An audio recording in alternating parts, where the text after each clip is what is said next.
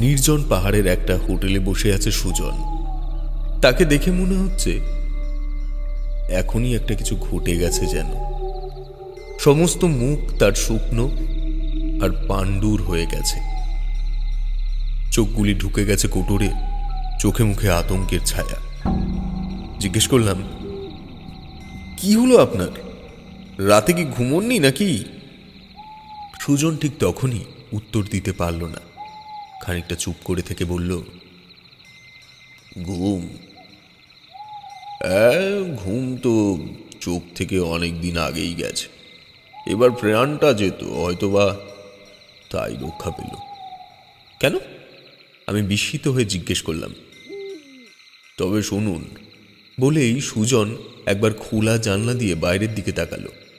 বাইরে তখন মরা জ্যোৎস্নার সমস্ত পাহাড়টা ঝলমল করছে। চারিদিকে থরে থরে পাইনের গাছের সারি, রাতের নিথর প্রকৃতি একেবারে নিস্তব্ধ। বাইরে একটা প্রাণের সাড়া পর্যন্ত নেই। দূরে দূরে মিটমিট করছে আলোগুলো। আকাশে কালপুরুষের তরবারি যেন ঝলসে ঝলসে উঠছে। সুজন শুরু করল, ওই যে পাহাড় দেখছেন, এর চারিদিকে ঘর অনন্য। আমি এখানে এমনি এমনি আসিনি। আমার সঙ্গে আরো 3 জন বন্ধু আছে, তারা বাইরের লনে বসে। আমরা অনেকদিন আগে খবর শুনি, আমাদের পাড়ার এক ভদ্রলোক একটা ম্যাপ পেয়েছে, তাতে অনেক গুপ্তধনের খবর আছে।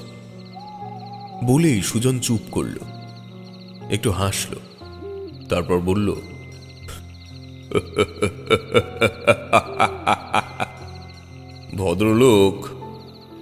ভদ্রলোক আমারই কাকা। তিনি বিয়ে টিয়ে করেননি, এইসব অসম্ভব জিনিস নিয়েই আছেন। একটা রাতে তিনি আমাকে ডেকে বললেন, সুজন, আমার কাছে একটা জিনিস আছে, এটা আমি তোমার কাছে দিয়ে গেলুম। কাল আমার দেহ আর প্রাণ থাকবে না, কাজেই আজই তোমাকে এটা দিয়ে দিচ্ছি। তোমার বিশ্বস্ত 2-1 বন্ধুকে নিয়ে আজ সকালেই সূর্য উঠবার আগে তুমি এখান থেকে চলে যাবে, নইলে তুমিও বাঁচবে না। আমি তার কথা মতো আমার 3 জন বিশ্বস্ত বন্ধুকে নিয়ে বেরিয়ে পড়লুম। পথে পরের দিন খবরের কাগজে দেখলুম, বিমান রায় নামে এক ভদ্রলোকের আশ্চর্যভাবে মৃত্যুর সংবাদ। আমরা ম্যাপটা দেখে দেখে এই পাহাড়ি জায়গায় এসে পড়ি।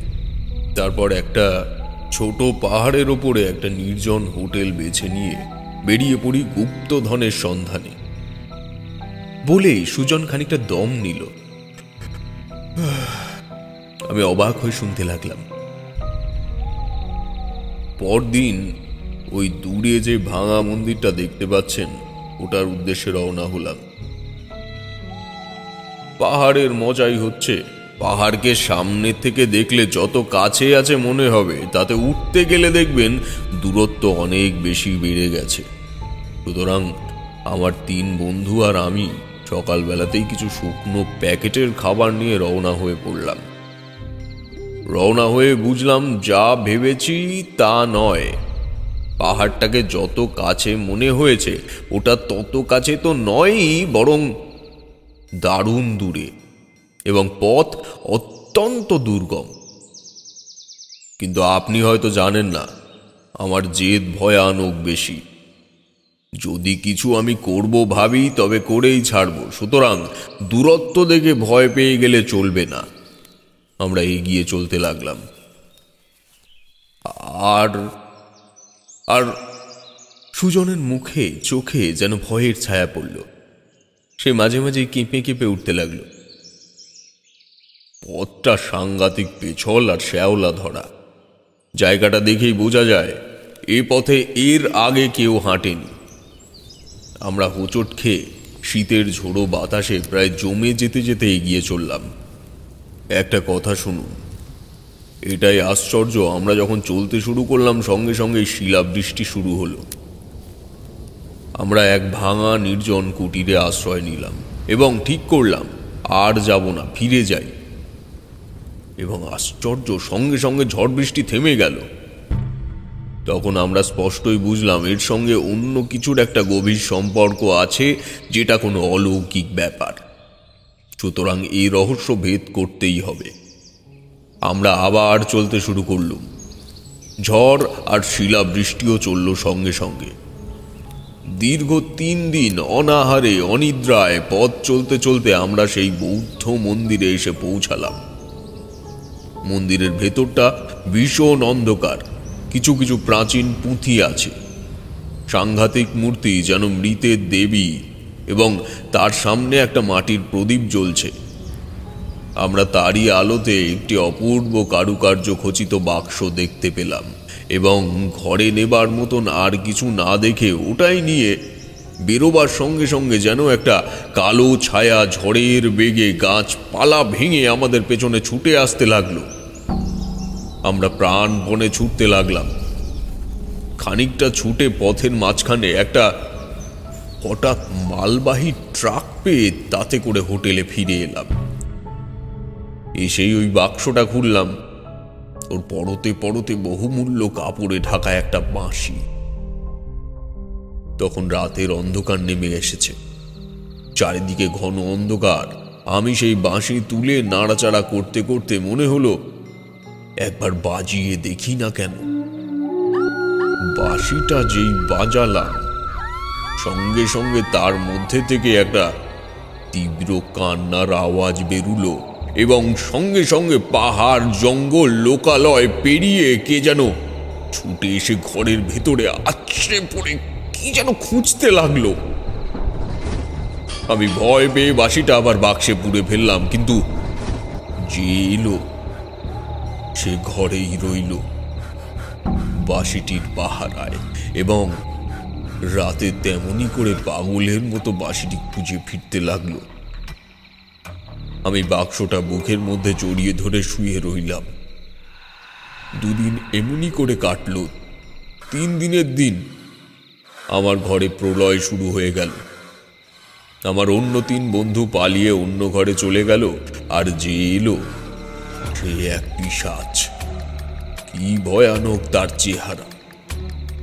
আমার এখনো বুকের মধ্যে কাঁপছে। দেখুন, সে বাক্সটা ছিনিয়ে নিতে চেষ্টা করলো, কিন্তু আমাকে কায়দা না করতে পেরে অন্ধর আগে ঘরের সবকিছু ভেঙে গুঁড়ো গুঁড়ো করে দিল। পরদিন সকালে কোথা থেকে এক লামা এলো হোটেলে। সে বলল, আপনি বাঁশি বাজিয়ে পিশাচ কেন ডাকলেন? এখনই ও বাক্স ঝর্ণায় ফেলে জলে দিয়ে আসুন, নইলে আজই আপনার শেষ রাত। আমিও আর সহ্য করতে পারছিলাম না। বন্ধুরা বললে, হ্যাঁ হ্যাঁ, চল চল চল চল চল, ওটা ঝর্ণার জলে ফেলে দিই, নইলে আমাদের তোকে হারাতে হবে ভাই। আমরা বাক্সটা নিয়ে চললুম, আর ঝড়ের মধ্যে দিয়ে দীর্ঘ দেহ ঝড়ের মেঘের মতো কালো এক কঙ্কাল আমাদের সঙ্গে সঙ্গে ছুটে চলল। আজ 5 দিন পর আপনি আমাকে দেখছেন। পরে শুনেছি ওটা এক পিশাচ সিদ্ধ তান্ত্রিক লামার সম্পত্তি। ও বাসি যার কাছে থাকে তারই সর্বনাশ হবে। আমার কাকা জানতেন না ওই পিশাচের হাতেই তার প্রাণ গেছে। এবার আমি এটা নিশ্চিতভাবে বুঝেছি, আমারও প্রাণ যেত। আপনি জানেন না কিরণ বাবু, ও বাঁশির মধ্যে যেন জাদু আছে, কিছুতেই ওকে ছাড়তে ইচ্ছে করে না, কিন্তু না ছাড়লে আবার প্রাণ যাবে, তাই বাধ্য হয়ে ছাড়তে হলো। আমি স্তব্ধ হয়ে শুনছিলাম। বললাম, আপনি চলে যাবেন? সুজন বললে, হ্যাঁ, বন্ধুরা গাড়ি ডাকতে গেছে, গাড়ি এসে পড়লো বলে আমি এক্ষুনি চলে যাব। পৃথিবীতে এখনো এমন অনেক জিনিস আছে কিরণ বাবু, যার হদিশ এখনো আমরা জানি না, এবং তাদের সবকিছু বুদ্ধি এবং বিজ্ঞান দিয়ে ব্যাখ্যা মেলে না। আচ্ছা, আমি যাই, আমার গাড়ি এসে গেছে। টুলতে টুলতে সুজন ছায়ার মতো ঘুরে ঘুরে পাহাড়ি পথ দিয়ে নেমে চলল। আমি উঠে পড়লাম আমার অন্য হোটেল। সেখানে রাত হবার আগেই আমাকে ফিরতে হবে।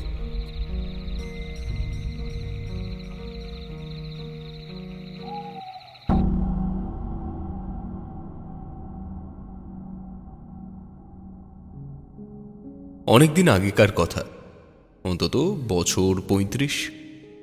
আমার তখন ১৫-১৬ বছর বয়স হবে। ঠাকুমা আর ছোট কাকার সঙ্গে কাশি গিয়েছিলাম বেড়াতে। ফেরার সময় এমন একটা কাণ্ড ঘটেছিল যার কোনো অর্থ আমরা কেউই খুঁজে পাইনি, আজও পাই না। কোন গাড়ি কি তার নাম ছিল আজ আমার কিছুই মনে নেই। দুপুর নাগাদ আমরা কাশি থেকে মোগলসরাই স্টেশনে এসে রেলে চেপেছিলাম। তখন ওই দিককার রেলের নাম ছিল EIR, মানে ইস্ট ইন্ডিয়ান রেলওয়ে। এখনকার মতো মাত্র 2টো ক্লাসও ছিল না, ছিল 4টে, ফার্স্ট, সেকেন্ড, ইন্টার, থার্ড। আজকাল রেলের কামরা মানেই যেন একটা ছোটখাটো মেলা, গিজগিজ করছে লোক। তখনকার দিনে এত ভিড়টির কোনো গাড়িতেই থাকতো না, মেল এক্সপ্রেস গাড়িতে তো নয়। আমাদের গাড়িটা বোধহয় এক্সপ্রেস গাড়ি ছিল, কেননা সব স্টেশনে থামছিল না। দুপুরের শেষ দিকে গাড়িতে উঠেছি, ইন্টার ক্লাস কামরা, জনা 6 যাত্রী আমাদের কামরায়। 2 দিন পর কালী পুজো, দুর্গাপুজোর পর গিয়েছিলাম আমরা কাশিতে। ফিরছি কালী পুজোর আগে, আসবো ধানবাদ বাবার কাছে, নিজের বাড়িতে। শাসারাম এসে পৌঁছতেই সন্ধে হয়ে গেল। তখন ওদিকে শীত পড়তে শুরু করেছে সবে। এসব দিকে পুজোর পরেই শীত এসে যায়। শাসারাম শের শাহের সমাধি শুনেছি। গাড়ি যখন শাসারামে এসে পৌঁছালো তখন এত অন্ধকার যে আমার চোখে বাইরে কিছু ধরা পড়ল না। এমনকি স্টেশনটাও যেন টিমটিম করছে। শাসারাম থেকে গাড়ি ছাড়ার সময় একজন ভদ্রলোক এসে গাড়িতে উঠলেন।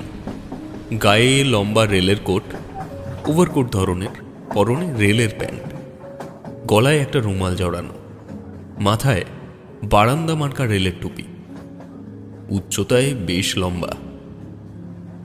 ভদ্রলোক যখন উঠলেন গাড়িটা তখন ছাড়ছিল।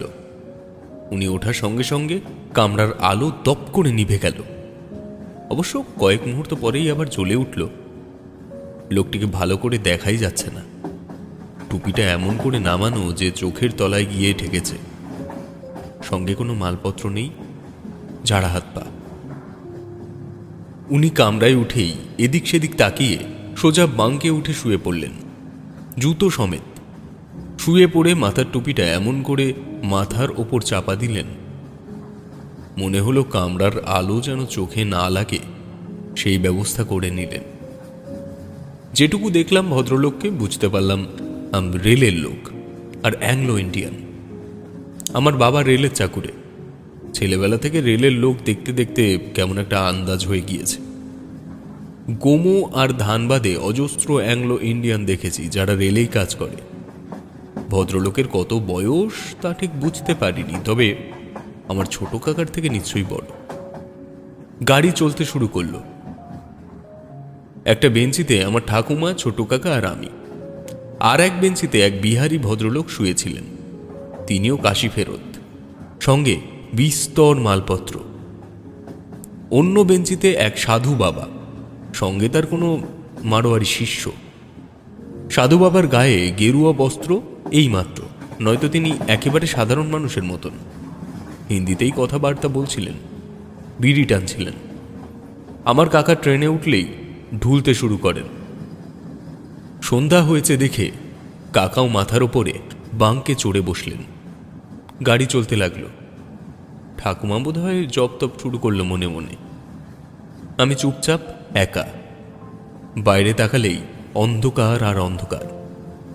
মাঝে মাঝে ইঞ্জিনের ধোঁয়া এসে নাকে লাগছে, কয়লার গুঁড়ো উঠছে, আর থেকে থেকে ধোঁয়ার সঙ্গে আগুনের ফুলকি জোনাকির মতন অন্ধকারে ছিটকে পড়ছে।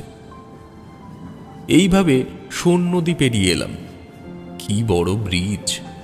ট্রেন ছুটছে, ছুটতে ছুটতে গয়াও এসে গেল। তখন রাত শেষ হয়ে গিয়েছে। গয়া থেকে গাড়ি ছাড়ল। খাওয়া দাওয়া শেষ আমাদের। কাকা আবার বাঙ্কে উঠে ঘুমিয়ে পড়লেন। বিহারি ভদ্রলোক খাওয়া শেষ করে ঢেকুর তুলতে লাগলেন, বড় বড়।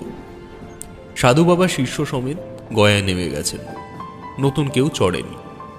সেই অ্যাংলো ইন্ডিয়ান ভদ্রলোক কিন্তু একইভাবে শুয়ে আছেন, ঘুমোচ্ছেন নিশ্চয়ই। ট্রেনে রেলের বহু লোকই যাতায়াত করে এক স্টেশন থেকে অন্য স্টেশনে, কাজকর্মে যায়, কাজ শেষ করে বাড়ি ফেরে। কাজেই ভদ্রলোক সম্পর্কে আমার কোনো কৌতূহল হয়নি। গয়া আর কোডারমার মধ্যে, কোডারমার আগে মস্ত জঙ্গল, নাম করা জঙ্গল। বিহারে এত বড় জঙ্গল খুবই কম।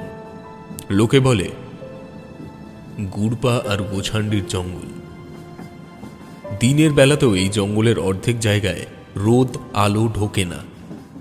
রেল লাইন পাতার সময় এই জঙ্গলে আরো ভয়ঙ্কর চেহারা ছিল। রেলের কুলি, লাইনের অনেকেই নাকি বাঘটাকের পেটে গিয়েছে এখানে। রেলের দুটো স্টেশনই আছে, গুড়পা আর গুছান্ডি। এই পাহাড়ি জায়গাটুকুর চড়াই ভাঙতে বাড়তি একটা ইঞ্জিন জুড়তে হয়। একটা ইঞ্জিন গাড়ি টানতে পারে না। আমার ঠিক মনে পড়ছে না কোডারমা থেকে গয়ার দিকে আসার সময় না গয়া থেকে কোডারমার দিকে যাওয়ার সময় দুটো ইঞ্জিন লাগে। যখনই লাগুক তাতে এই গল্পের কোনো ক্ষতি নেই, কেননা তখনকার দিনে বাড়তি ইঞ্জিনটা একবার যেমন যেত, অন্যবার তেমনি ফেরত আসতো, আবার যেত। ডবল ইঞ্জিন জুড়ে গাড়িটা ছাড়ল। রাতও হয়ে গিয়েছে। জঙ্গলের মুখে ঢুকে বেশ শীত শীত লাগছিল। কাচের জানলাটা বন্ধ করে দিলুম। চারিদিকে ঘুট ঘুট করছে অন্ধকার। গাছপালা আর অন্ধকার মিশে সে এক এমন জগৎ যা চোখে সওয়া যায় না। তবু গুরুপা গোছান্ডির আসল জঙ্গল তখনও শুরু হয়নি। তেমন নিবিড় নয় গাছপালা। যেতে যেতে গাড়ি হঠাৎ থেমে গেল। সব রেলগাড়ি মাঝে মাঝে যেসব জায়গায় থেমে যায়, হয় সিগন্যাল পায় না, না হয় অন্য কোনো গোলমাল হয়। কেন যে থামে যাত্রীরা তা বুঝতেও পারে না। গাড়িটা থামার পর সামান্য সময় চুপচাপ কেটে গেল। ভাবছি এই ছাড়বে, গাড়ি আর ছাড়ে না। হঠাৎ শুনি ইঞ্জিনের হুইসেল বাজছে তারস্বরে। বাজছে তো বাজছেই। বিহারী ভদ্রলোক জেগেছিলেন, বললেন, আর লাইনে বা অত উপর নিশ্চয়ই বাঘ আছে, সরছে না। রেল লাইনের ওপর বাঘ বসে থাকে। ইঞ্জিনের অত জোরালো আলোয় নড়ে না, শব্দতেও নয়। এ আমার জানা ছিল না। আবার কাকাও দেখি বাঙ্ক থেকে নেমে এলেন ব্যাপারটা কি হচ্ছে বোঝবার জন্য। জানলা খুলেছিলাম, দেখি গার্ড সাহেব হাতের সেই লাল সবুজ লণ্ঠন ঝুলিয়ে সামনের ইঞ্জিনের দিকে এগিয়ে চলেছে। তার সঙ্গে আরও দু একজন খালাসি ধরনের লোক, বোধহয় পেছনের ইঞ্জিনের। লাইনের পাশ দিয়েই যাচ্ছে সবাই। আমাদের মতন আরও অনেকে গলা বাড়াচ্ছে কামরার মধ্যে থেকে। গাড়ির বাইরের দিকে আলো পড়েছে সামান্য। ভেতরের আলো জানলা দিয়ে বাইরে পড়ছিল ঝাপসাভাবে। আমার কাকা আর বিহারী ভদ্রলোক নানা রকম কথা বলতে লাগলেন। ঠাকুমা একটু শুয়েছে। সেই অ্যাংলো ইন্ডিয়ান ভদ্রলোক কিন্তু বাঙ্কে পড়ে পড়ে ঘুমোচ্ছেন, টুপিতে মুখ ঢাকা। গাড়ি আর ছাড়ে না। ঠিক যে কতক্ষণ কাটলো তাও বুঝতে পারলাম না। শেষে দেখি গাড়ির দরজা খুলে অনেকেই নামতে শুরু করেছেন। নেমে যে যার পা দানিতে দাঁড়িয়ে নানা রকম গলা শোনা যাচ্ছে। জঙ্গলের মধ্যে কারো সাহস নেই দুপা এগিয়ে কিছু জেনে আসবে। আমার কাকাও দরজা খুলে নিচে নামলেন। আরও কিছুক্ষণ কেটে গেল। কি যে হচ্ছিল তাও বুঝতে পারছিলাম না। শেষ পর্যন্ত বেশ শোরগোল পড়ে গেল। কেমন করে যেন দু চারটে টর্চও বেরিয়ে গেল। লাইনের পাশ দিয়ে আসা যাওয়া করতে লাগলো কেউ কেউ। গার্ড সাহেব শেষ পর্যন্ত ফিরতে লাগলেন। লোকে খবর নিচ্ছে হলো কি।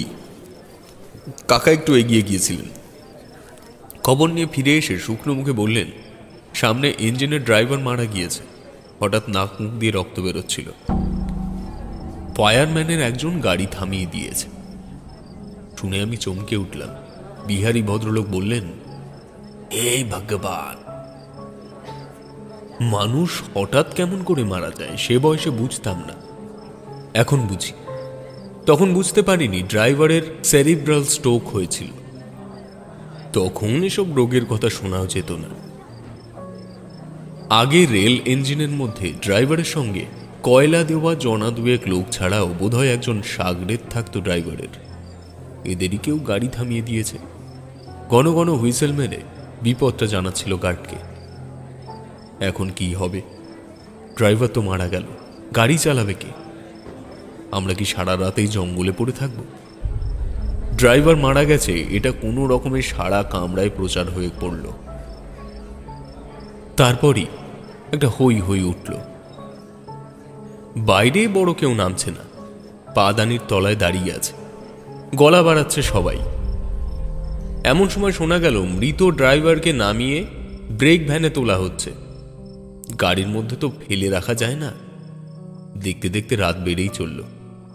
আমরা অসহায়ের মতো গাড়িতে বসে আছি, ভাবছি এই জঙ্গলে এই রাতটা এভাবে থেকে যেতে হবে কিনা। না জানি কি হবে। গার্ড সাহেবও বেশ চঞ্চল হয়ে পড়েছেন। কতবার যে সামনের দিয়ে যাওয়া আসা করলেন, তারই তো ঝামেলা। এতগুলো যাত্রীর জীবন মরণ যেন তারই হাতে। আরো খানিক বাদে দেখি গার্ড সাহেব প্রত্যেকটি কামরার সামনে দাঁড়িয়ে কি যেন বলে দিচ্ছেন, বোধহয় সাবধান করে দিচ্ছেন। বলছেন যে যার কামরায় দরজা বন্ধ করে বসে থাকো, সকাল না হলে কিছু করার উপায় নেই। আমাদের কামরার কাছে এলেন গার্ড সাহেব। আধ খোলা দরজা দিয়ে উঠলেন ভেতরে। লম্বা চওড়া চেহারা, অ্যাংলো ইন্ডিয়ান গার্ড। বললেন, আপনাদের সারা রাত গাড়িতেই থাকতে হবে, সাবধানে থাকবেন। খুবই দুঃখের কথা, সামনের ইঞ্জিনের ড্রাইভার হঠাৎ মারা গেছেন। গার্ড সাহেব নেমে যাবার একটু পরেই দেখি বাঙ্ক থেকে সেই অ্যাংলো ইন্ডিয়ান লোকটা নেমে গেলেন। টুপি পরলেন এমন একটা যে মুখটা আড়াল হয়ে গেল, ভালো করে দেখতেও পেলাম না মুখটা। ভদ্রলোক কামরা থেকে নেমে গেলেন। তারপর দেখি পাশের কামরা থেকে গার্ড সাহেব নামা মাত্র কি সব কথাবার্তা বলছেন। সামান্য পরে দেখলাম গার্ড সাহেব আর সেই লোকটি সামনের দিকে এগিয়ে গেছেন। কাকা বললেন, যে মারা গেছে তার কেউ হবে। বিহারী ভদ্রলোক বললেন, মালুম দোস্ত। ঠাকুমা বললেন দরজাটা বন্ধ করে দিতে। আমরা যখন দরজা বন্ধ করে জানলার সারসি ফেলে যে যার শোবার ব্যবস্থা করছি, তখন একেবারে আচমকা ইঞ্জিনের হুইসেল বেজে উঠল। বার 3 টানা টানা। তারপরেই গাড়ি আবার নড়ে উঠল। সবাই অবাক। কাকা বললেন, লোকটা নিশ্চয়ই ড্রাইভার। এই লাইনে হরদম রেলের কত লোক যাতায়াত করে। যাক বাবা, বেঁচে গেলুম। কোডারাম তো পৌঁছায়, এই জঙ্গলে সারা রাত পড়ে থাকতে হবে নাকি? বিহারী ভদ্রলোক বললেন, রামাজি কি কৃপা বাবু। গুরুপা গুছান্ডির জঙ্গল পেরিয়ে আমরা কোডারামা পৌঁছালাম যখন, তখন প্রায় মাঝরাত। স্টেশনে গাড়ি থামল। হঠাৎ শুনি প্ল্যাটফর্মে হই হই। জানলা দরজা খুলে নেমে গেলেন অনেকে। খানিকটা পরে ছুটতে ছুটতে এসে বললেন, সাংঘাতিক কাণ্ড! ওই যে লোকটা আমাদের কামরা থেকে নেমে গাড়ি চালিয়ে নিয়ে এলো, সেই লোকটা যখন গাড়ি চালিয়ে আনছিল, তখন ইঞ্জিনের ফায়ারম্যানরা বয়লারের আলো এই লোকটাকে পুরো দেখতে পেয়েছিল। একেবারে মরা ড্রাইভারের মতো দেখতে। ওটা সেই মরা ড্রাইভার। গাড়ি থামতেই দুটো ফায়ারম্যান ইঞ্জিন থেকে নেমে পালিয়েছে। লোকটাকেও আর দেখা যাচ্ছে না। বিহারী ভদ্রলোক বললেন, বলে মাথায় হাত দিয়ে বসে পড়লেন। আমি বললুম, আর গার্ড সাহেব? কাকা বললেন, গার্ড সাহেব ব্রেক ভ্যান খুলে ডেড বডি নামবার সময় মাথা ঘুরে ঘুরে পড়ে গেছে। বলছেন মরা ড্রাইভার আর জ্যান্ত ড্রাইভার কি যে সত্যি আর কে মিথ্যে তিনি বুঝতে পারছেন না। আমার হাত পা কাঁপছিল, গায়ের রোম খাড়া হয়ে উঠেছে। আমি বললাম, তাহলে কে গাড়ি চালিয়ে আনলো? কাকা বললেন, আমিও তো তাই ভাবছি। ভূতে তো আর গাড়ি চালাতে পারে না, কিন্তু ফায়ারম্যানরাই বা কেন পালাবে? লোকটাই বা কেন উধাও হবে? আশ্চর্য! আমার মনে পড়ল, সাসারাম স্টেশনে লোকটা ওঠা মাত্র আমাদের আলো দপ করে নিভে গিয়েছে। কেন?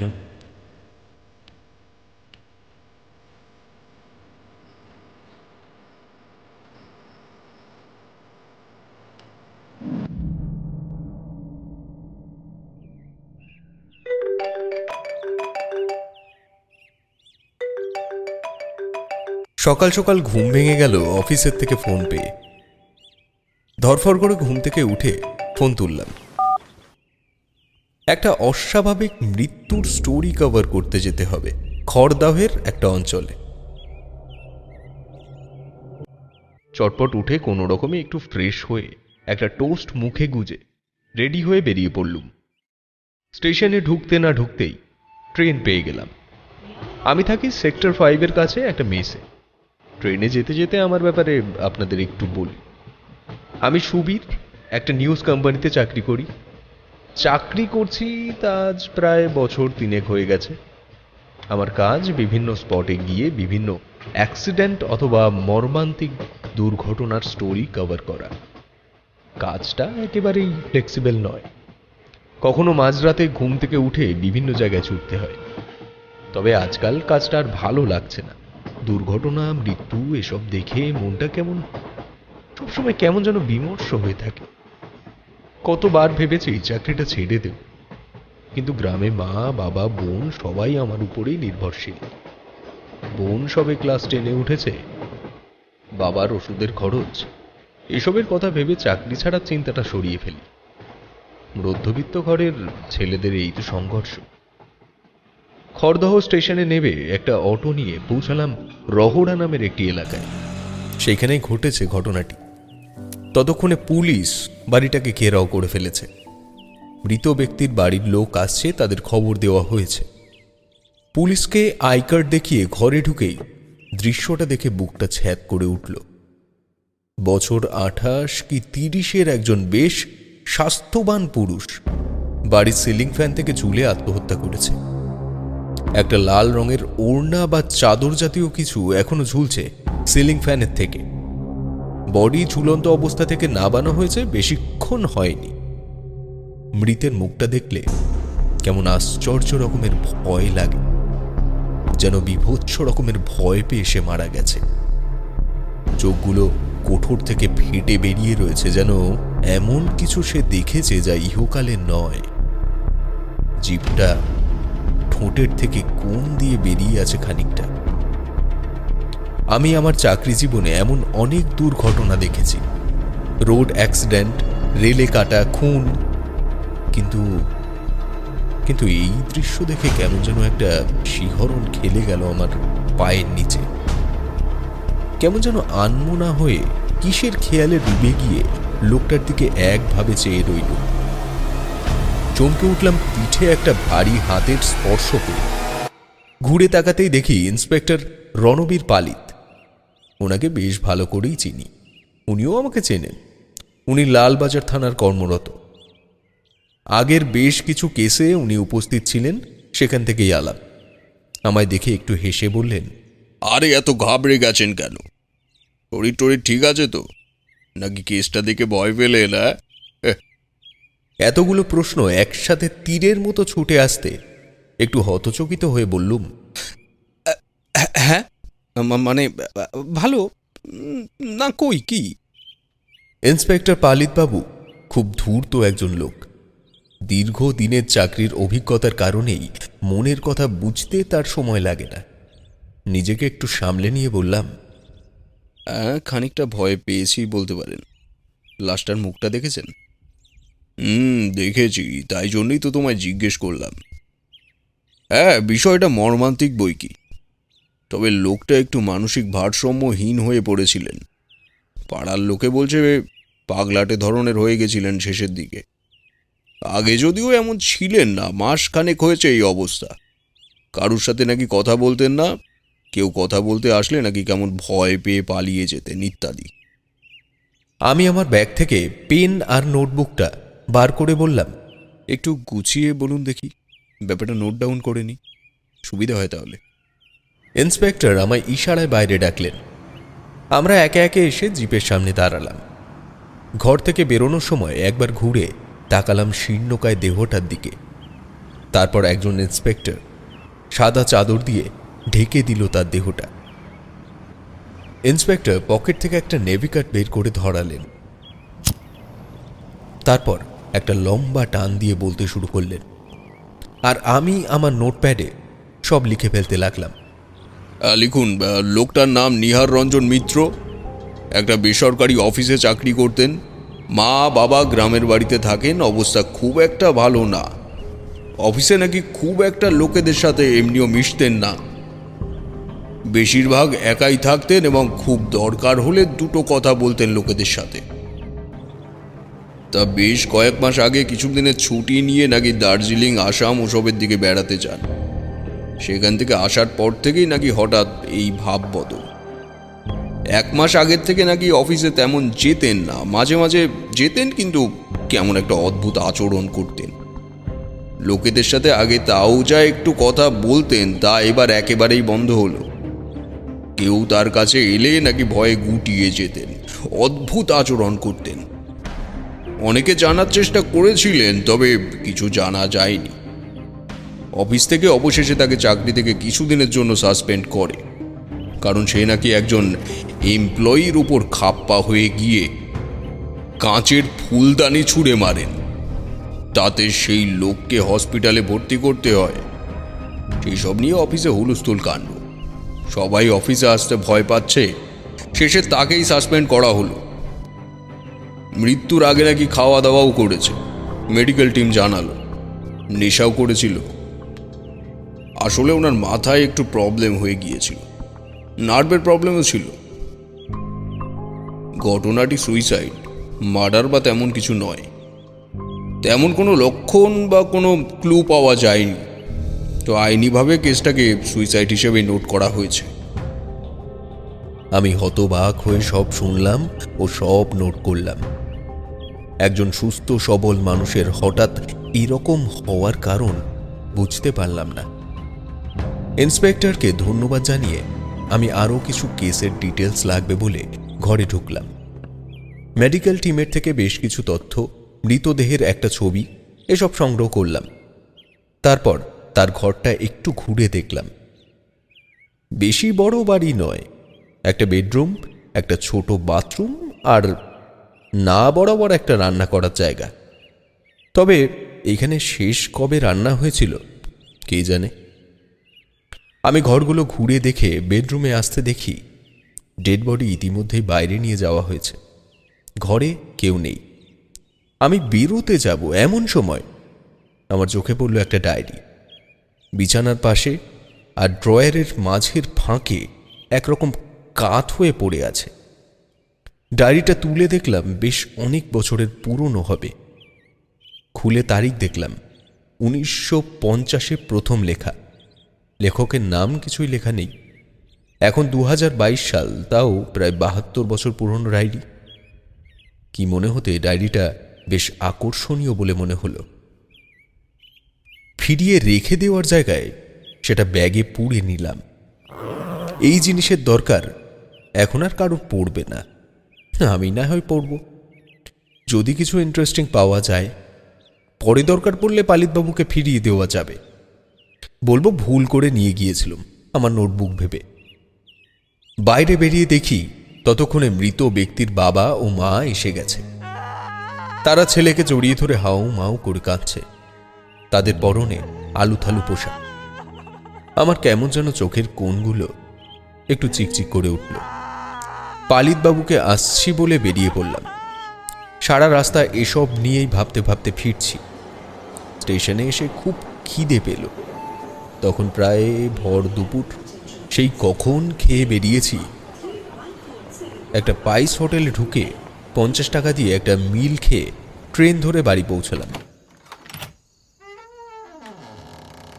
এসেই ক্লান্তিতে শরীর এলিয়ে পড়ল বিছানায়। কোনো রকমে জামা কাপড় ছেড়ে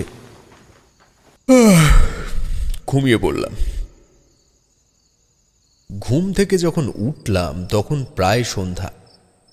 উঠে ল্যাপটপটা নিয়ে খুলে আজকে কেসের বিষয়টা বেশ সাজিয়ে লিখে মেইল করে দিলাম অফিসে। তারপর অফিসের কন্টেন্ট হেডকে একটা ফোন করে জানিয়ে দিলাম যে মেইল করে দিয়েছি। তারপর ডায়েরিটার কথা মনে পড়তেই ব্যাগ থেকে বের করলাম ডায়েরিটা। ডায়েরির মলারটা কালো হয়ে গেছে, ছিঁড়ে গেছে বেশ কিছু জায়গা থেকে। চামড়া দিয়ে বাঁধানো মলারটা খুললাম। পৃষ্ঠাগুলো অত্যন্ত পুরনো আর একটা বোটকা গন্ধযুক্ত। দ্বিতীয় পৃষ্ঠা থেকে লেখা শুরু হয়েছে। 17 জুলাই 1950। আমার ডায়েরি লেখার অভ্যাস কখনো ছিল না, আজ থেকে শুরু করছি। আজ একজন লোকের সাথে দেখা হয়েছিল চায়ের দোকানে। সে বলল ডায়েরি লেখা শুরু করতে। এতে আমার উত্তরসূরিরা আমার বিষয় এবং আমার জীবনে ঘটে যাওয়া ঘটনা জানতে পারবে। থাক, আজ আর বেশি লিখব না। 18 জুলাই 1950। আজ বড় কর্তার সাথে একরকম ঝগড়া হয়ে গেল। আমি নাকি কাজ পারি না। বীরেনলালের দোকানে বসে গল্প করতে করতে কালকে সেই লোকের সাথে আবার কথা হলো। তার নাম দিগম্বর বাবু। লোকটা বেশ চমৎকার কথা বলতে পারেন। তার জ্ঞানের কাছে আমরা তুচ্ছ। তিনি নাকি বিরাট বিখ্যাত এক গণিনের শিষ্য। তারপর আরও বেশ কিছুদিনের পৃষ্ঠা পড়লাম। এমন কিছু আকর্ষণীয় কিছুই নেই। ডায়েরিটা বন্ধ করে খাবার খাওয়ার জন্য রাস্তায় বেরোলাম। আজ আর রান্না করার ইচ্ছে হচ্ছে না। আজ বাইরেই খেয়ে নেওয়া যাবে। বাইরে বেরিয়ে হোটেল থেকে খাবার খেয়ে একটা সিগারেট ধরিয়ে খেতে খেতে বাড়ি ফিরলাম। ঘুমিয়ে পড়া খুব জরুরি, কাল আবার সকালে অফিস যেতে হবে। বস মিটিংয়ের জন্য ডেকেছে। আবার আজ সকালের মতো ফোন আসে মাঝরাতে, সেই ছুট দিতে হবে। ঘুমিয়ে পড়লাম। ঘুমের মধ্যে স্বপ্ন দেখলাম সেই সকালের মৃত লোকটা আমার দিকে সেই কোটরাগত দৃষ্টিতে একভাবে তাকিয়ে আছে। তার ঠোঁট দুটো একটু বেঁকে একটা অদ্ভুত বিকট হাসি তৈরি হয়েছে। উফ, কি বিভৎস! ঘুম ভেঙে গেল ভয়তে। উঠে হাতড়ে জলের বোতলটা খুঁজে ঢকঢক করে অনেকটা জল গলায় ঢেলে ফেললাম।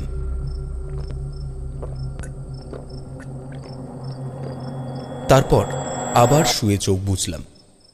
কিন্তু কেন জানি না মনে হলো আমার সারা ঘর জুড়ে অনেকগুলো পাথুরের দৃষ্টি একভাবে চেয়ে আছে আমার দিকে। সেই কোটরাগত দৃষ্টি নিক্ষেপ করছে আমার দিকে। ফিস ফিস করে যেন কি বলে যাচ্ছে কারা। ভয়তে চোখ খুলে ফোনের ফ্ল্যাশ লাইট জ্বেলে দেখলাম কই, কেউ তো নেই। হয়তো সকালের দৃশ্যটা অবচেতন মনে দাগ কেটে গেছে, তাই এসব উদ্ঘট কল্পনা করছি ভেবে শুয়ে পড়লাম। এবার আর কিছু হলো না, ঘুমিয়েই পড়লাম। তবে পরের দিন ঘুম ভাঙল অনেক দেরিতে। অফিসে যাওয়ার কথা আমার 10টাতে, কিন্তু 11টা বেজে গেছে ঘুম থেকে উঠতে। এর মধ্যে বাবা 5-6 বার ফোন করেছে, ফোন এসছে অফিস থেকেও। কোনো রকমে রেডি হয়ে দৌড়লাম অফিসে। অফিসে পৌঁছে গেটে দেখা হলো অফিসের পিয়ন ধীরেন দার সঙ্গে। সে আমায় দেখে বলল, আরে সুই স্যার, এত লেট যে! বড়বাবু তো আপনার উপর খাপ্পা হয়ে আছেন। কতবার যে আজ আমাকে বকে দিয়েছেন তাই হত্যা নেই। ওরে বাবা, যান যান যান যান যান, তাড়াতাড়ি যান। শুনতেই ভয়ে বুক দুরু দুরু করতে লাগলো। বস এমনি মানুষ ভালো, কিন্তু রেগে গেলে কাউকে ছেড়ে কথা বলেন না। আগেও অনেকবার বকা খেয়েছি, তবে পরে আবার ভালোবেসে ডেকে বুঝিয়ে গেছেন। আমি প্রতিবারই চুপচাপ মাথা নিচু করে শুনেছি। তার উপরে কথা বলার কারুর সাধ্য নেই। তাড়াতাড়ি বসের কেবিনে গিয়ে নক করলাম। বস বাঘের মতো গর্জন করে বললেন, কাম ইন। ধীরে ধীরে ঘরের মধ্যে প্রবেশ করলাম। প্রবেশ করতে না করতেই বস আবার গর্জে উঠলেন, তোমার কি চাকরিটার প্রতি মন নেই? না থাকলে বলে দাও, আমি অন্য লোক দেখে নিচ্ছি। দিন দিন তোমার কাছে মন কোথায়? কাজে টাইম মতন আসছো না, পারফরমেন্স ডাউন যাচ্ছে। কি সমস্যা তোমার? তোমাদের সবার উপর নজর রাখতে রাখতে আমি তো পাগল হয়ে যাব। মানে স্যার, আমি একবার কিছু বলতে যাব, আমাকে আবার চুপ করিয়ে দিলেন তিনি। বলে উঠলেন, তোমাদের এক্সকিউশন বা টাইম নেই আমার কাছে। হঠাৎ বসের চোখের দিকে তাকাতেই মাথাটা দপ করে আগুনের মতো জ্বলে উঠল। তার চোখগুলো যেন পাথরের মতো নির্জীব। হঠাৎ আমার কি হলো জানি না, চিল্লিয়ে উঠলাম বসের উপর, আরে থামুন তো! আপনি কি বোঝেন কিভাবে কাজ করতে হয়? আপনি তো এসি ঘরে বসে দিব্যি হুকুম দেন।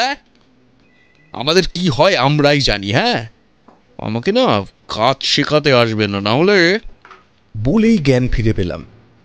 হে ঈশ্বর, হঠাৎ এসব কি বলে ফেললাম আমি এসব বলতে চাইনি বা বলিও নি। আমার ভেতর থেকে যেন কে বলল এসব কথা। কি করব কি বলবো বুঝতে পারলাম না। বস আমার এরম ব্যবহারে খুব অপমানিত হয়েছে।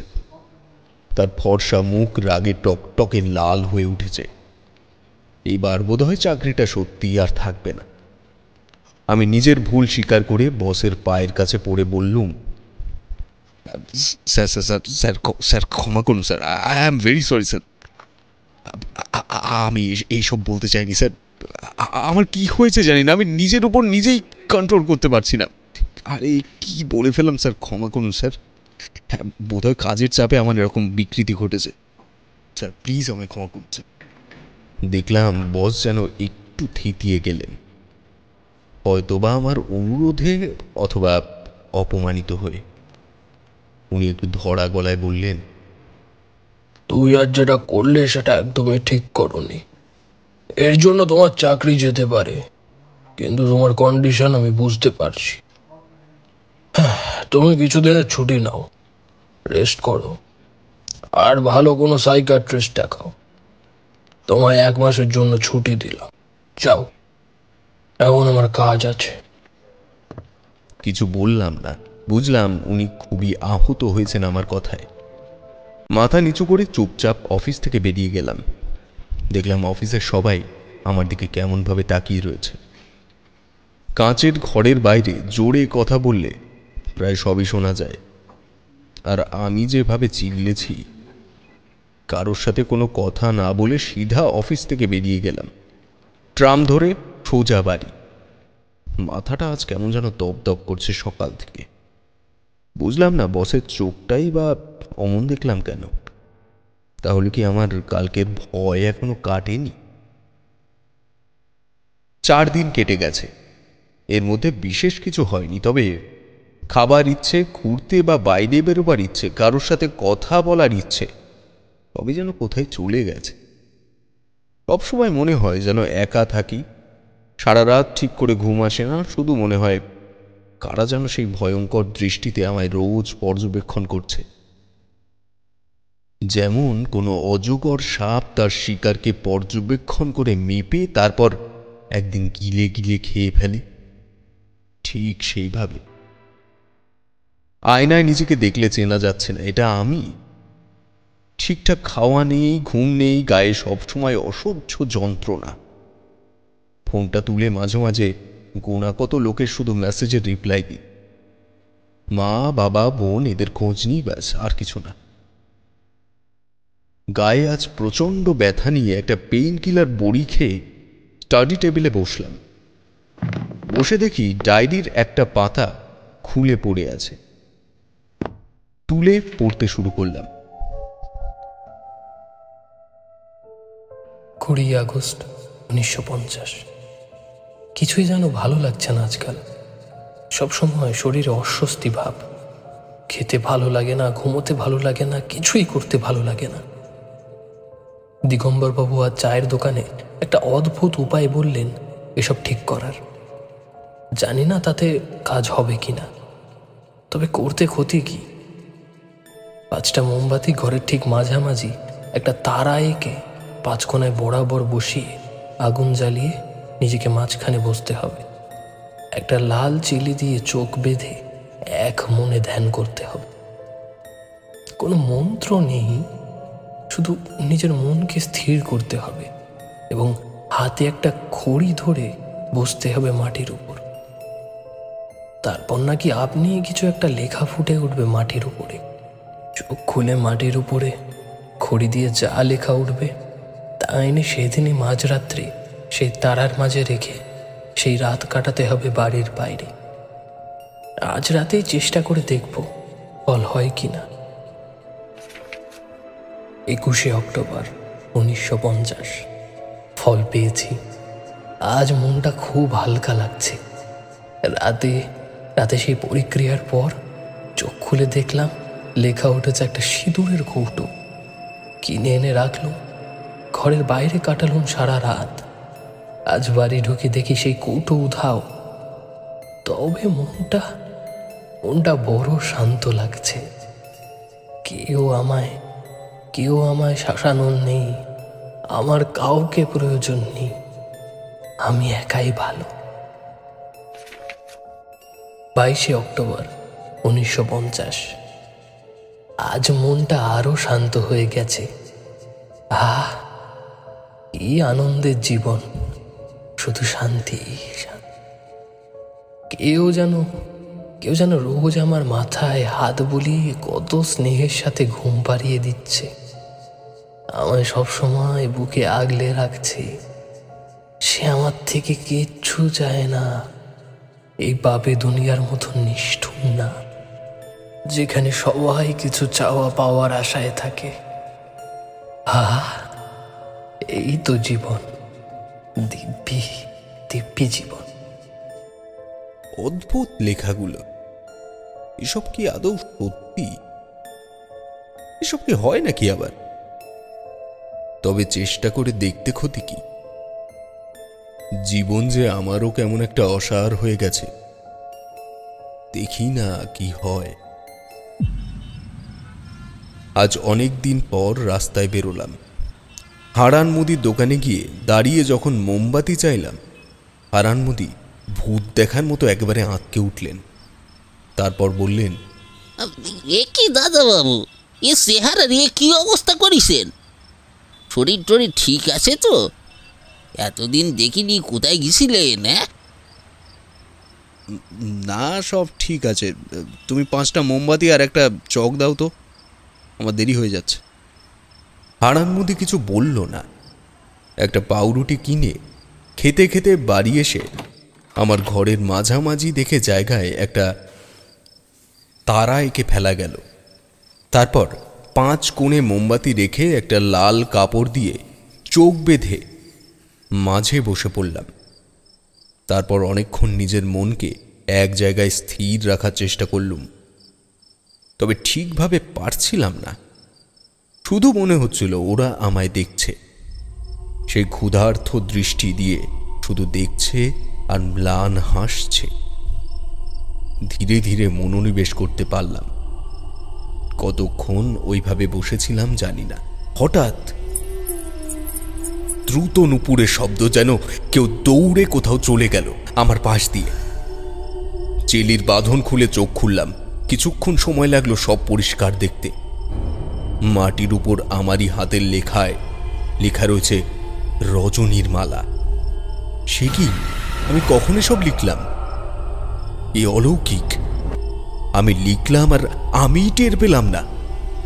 তবে ডায়েরির নির্দেশ অনুযায়ী আমার ফুলের মালা এনে এই তারার মাঝে রাখতে হবে আজ মধ্যরাতে। তাই করলাম। সারা রাত নিমতলা শ্মশানে বসে রাত কাটিয়ে দিলাম, কারণ কোলাহলের মধ্যে আমার দম আটকে আসছে আজকাল। শ্মশান শান্ত জায়গা, সেখানে একটা বেদির উপরে ঘুমিয়ে পড়লুম।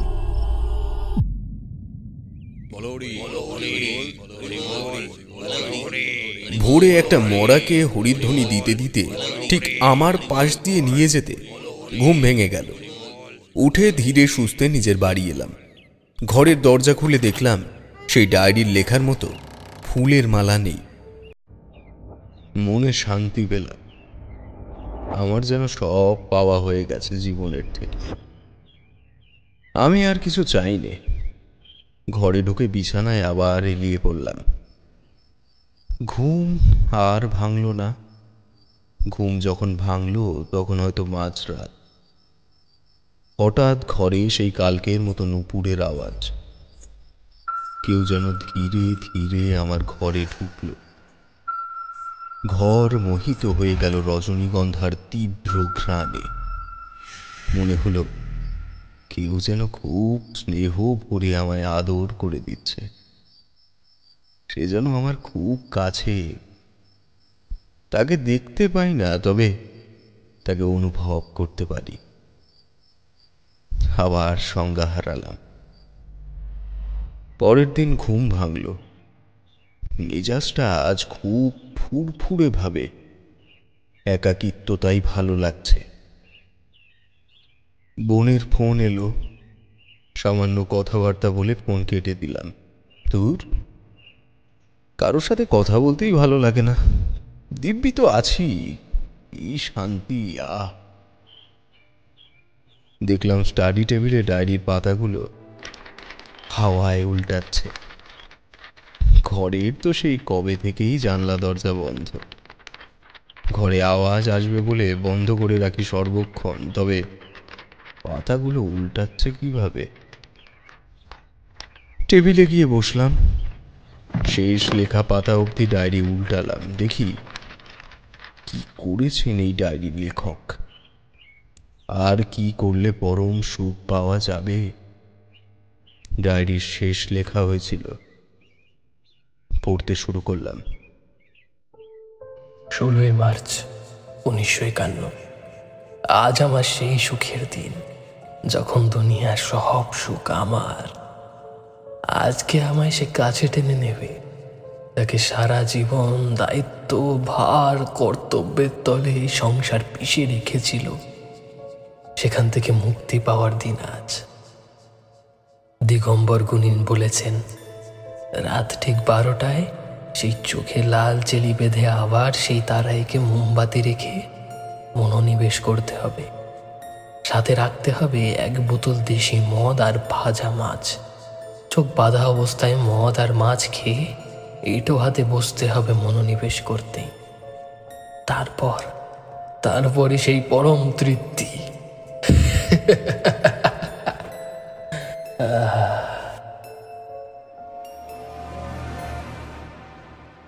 ভেবেই শরীরটা রোমাঞ্চিত হয়ে উঠল। আজই সেই দিন যখন আমার মনের সব বোঝা হালকা হয়ে যাবে। কি খুশি, কি আনন্দ আজ! কিন্তু ডায়েরির পরের পৃষ্ঠাগুলো খালি কেন? লোকটা ফলাফল কি হয়েছে লেখেনি কেন? ও যাকগে, যাক,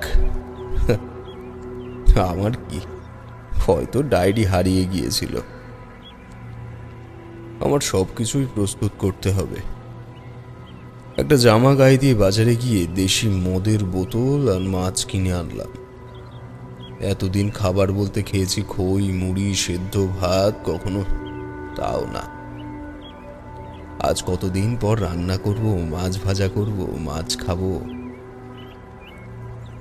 পাড়ার গলি দিয়ে যখন ঢুকছি, কতগুলো চেনা লোক আমার সাথে কথা বলার চেষ্টা করেছিল, তবে আমি বলিনি। ওরা কেউ ভালো না, সবাই স্বার্থপর, বাজে। ঘরে ঢুকে বেশ জমিয়ে মাছ ভাজলাম, তারপর স্নান করলাম। শেষ কবে স্নান করেছি ঠিক মনে নেই, প্রয়োজনও নেই। আজ কি মনে হতে স্নান করলাম কে জানে। নিজেকে যখন বাথরুমের আয়নায় দেখলাম, যেন আমার পিলে চমকে গেল। এই কি অবস্থা! গায়ে মাংস নেই বললেই চলে, শুধু চামড়া আর হাড়। বুকের পাঁজর বেরিয়ে এসেছে। চোখের নিচের গর্ত দেখলে সেই লোকটার কথা মনে পড়ে যায়, তবে এইসবে আমার মাথা ব্যথা নেই। স্নান করে অপেক্ষা করতে লাগলাম রাত হওয়ার। বাড়িতে জানিয়ে দিলাম ফোন করে, 2-1 দিন ফোন না করতে, ব্যস্ত থাকবো। ক্লান্তিতে ঘুমিয়ে পড়েছিলাম। উঠলাম যখন, তখন বাজে রাত 11:45। ধরফর করে উঠে ঘরের মধ্যে তারা আঁকতে বসলাম। এতক্ষণ কি করে ঘুমিয়ে পড়লাম? আজকাল যদিও ঘুমানোর কোনো ঠিক ঠিকানা নেই। তারা এঁকে মোমবাতি বসিয়ে সামনে দেশি মদ আর ভাজা মাছ সাজিয়ে বসার জন্য প্রস্তুত হলাম। ফোনটা সুইচ অফ করে দিই। হঠাৎ লোডশেডিং হয়ে গেল। বাইরে বিদ্যুৎ চমকে উঠল এক ঝলক। বসে পড়লাম তারার মাঝখানে। বাইরে তখন ঝড় উঠেছে, হু হু বাতাস বইছে, বাজ পড়ছে ঘন ঘন। চোখ বেঁধে ফেললাম ঠিক 12টায়। তারপর মদ আর মাছ দিয়ে বেশ ভালোই খাওয়া হলো।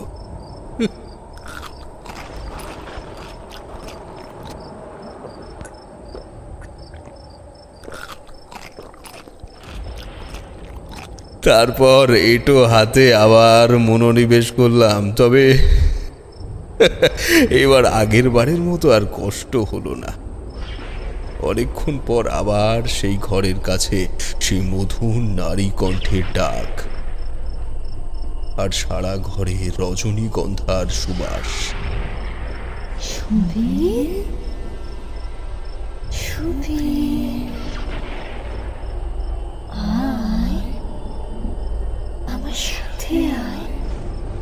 সেই গলার স্বর যেন জগতের সব থেকে মধুরতর সুর বেজে চলেছে এক নাগারে আমার কানের ভেতরে।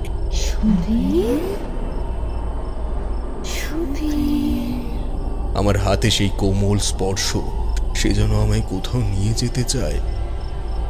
আমি চোখ বাঁধা অবস্থাতেই উঠে দাঁড়ালাম। তখন বেজে চলেছে আমার কানে সেই মধুর সুর। সারা শরীরে রোমাঞ্চ খেলে গেল। হেঁটে চলেছি তার সাথে, কোথায় জানি না, শুধু শুনতে পাচ্ছি তার নুপুরের শব্দ। হঠাৎ এক জায়গায় চলতে চলতে দাঁড়িয়ে পড়ল সে। ধীরে ধীরে আমার কাছে যেন সেই নারী মূর্তি এগিয়ে এলো। তার উষ্ণ নিঃশ্বাস পড়ছে আমার বুকের ওপর। সে আমার গলা জড়িয়ে ধরল। কি ঠান্ডা হাত! মনে হলো যেন বরফের মালা কেউ পরিয়ে দিল আমার গলায়। তারপর হঠাৎ সব চুপ, শুধু দেওয়াল ঘড়ির টিকটিক শব্দ ছাড়া আর কিছু শোনা যায় না। পায়ের নিচে জমি কাঁপছে। কেন, কিসের উপর দাঁড়িয়ে আছি আমি এটা? এখন যেন সব চেতনা ফিরে পেলাম। অনুভব করার চেষ্টা করলাম কাঠের টুলের মতো কিছু না।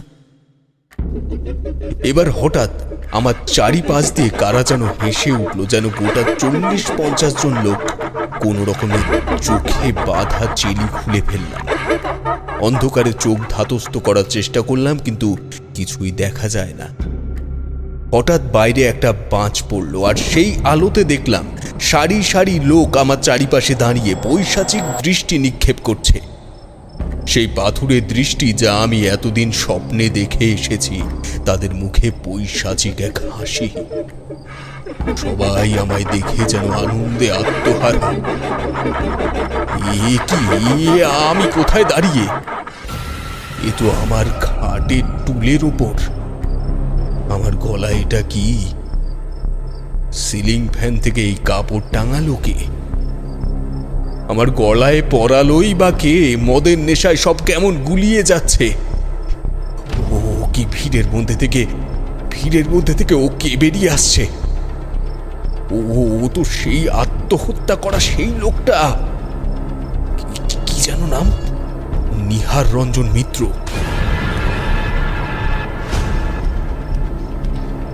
যার মৃত্যুর কেস আমি নিজের হাতে লিখেছি, ও এখানে কি করছে?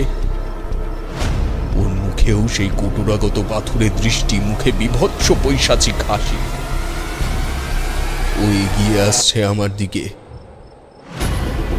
কাছে, আরো কাছে সরতে গিয়ে আমার পা ফসকে টুলটা খাট থেকে সশব্দে পড়ে গেল। নিজেকে বাঁচানোর চেষ্টা করলাম অনেক, কিন্তু হঠাৎ আমার ঘরের সিলিং বেয়ে ওকে হেঁটে আসছে একটা নারী মূর্তি। মুখের চামড়া পুড়ে সাদা হয়ে গেছে, চোখের কোটরে মণি নেই, কপাল জোড়া সিঁদুর। মাথার খোপায় আমার আনা সেই রজনীগন্ধার মালা।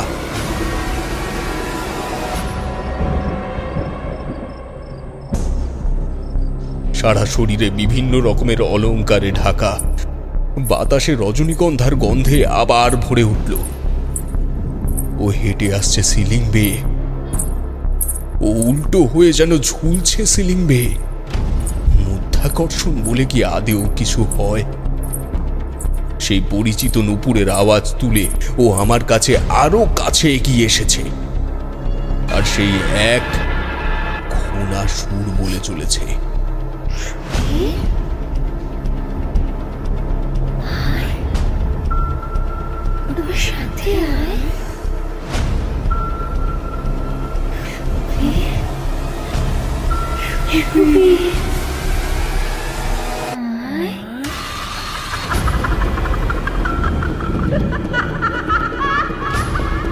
ভয়ে আমার সর্বাঙ্গ অসাড় হয়ে গেল। ভয়ে চোখ দুটো যেন ফেটে বেরোবে।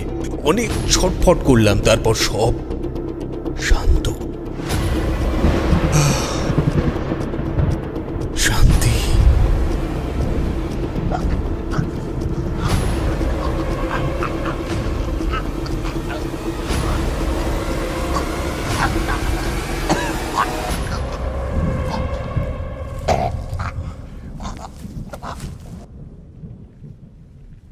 অনেক দিন কেটে গেছে। আজ আমার সামনে ঝুলছে অন্য একটা টাটকা প্রাণ, আর আমি আমার সব থেকে কাছের বন্ধুদের মধ্যে দাঁড়িয়ে সেই নাটক উপভোগ করছি।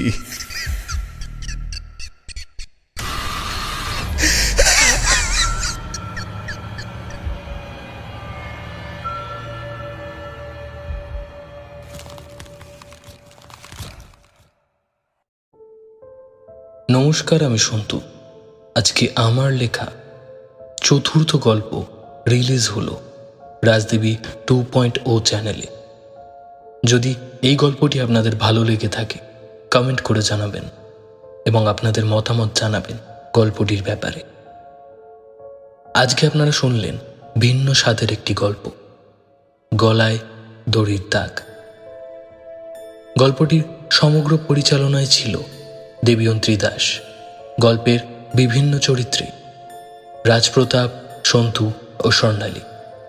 পোস্টার ডিজাইন এবং সাউন্ড ডিজাইন দাস স্টুডিও। আজকের জন্য এটুকুই। দেখা হবে আরেকটি নতুন গল্পের সাথে। ততদিন সঙ্গে থাকুন, শুনতে থাকুন রাজদেবী 2.0।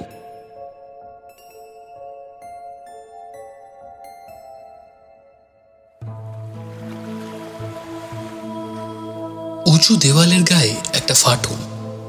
ফাটলে চোখ রাখলো কৃষ্ণেন্দু। ভেতরের দিকে তাকালো। ওর কাঁধে পিঠে লুটিয়ে পড়েছে ইজিয়ানের অগ্নিবর্ষে খর রৌদ্র। রোদের তাপ গ্রাহ্য করল না কৃষ্ণেন্দু। ইজিয়ান সাগরের সুনীল জলরাশির বুকে এক টুকরো নুড়ির মতন ছোট্ট এই দ্বীপটি। এই অখ্যাত অজানা দ্বীপে এই বিশাল পাঁচিল তৈরি করল কারা? উঁচু পাঁচিলের আড়ালেই বা কি রহস্য লুকিয়ে রয়েছে তা জানবার জন্যই কৃষ্ণেন্দুর এখানে আগমন। ওপাশে ছোট্ট একটি ঝর্ণা, ঝিরঝির করে জল পড়ছে। ঝর্ণার পাশে দুটি মূর্তি, মা আর ছেলে। মায়ের কোলে উঠবার চেষ্টা করছে ছেলেটি।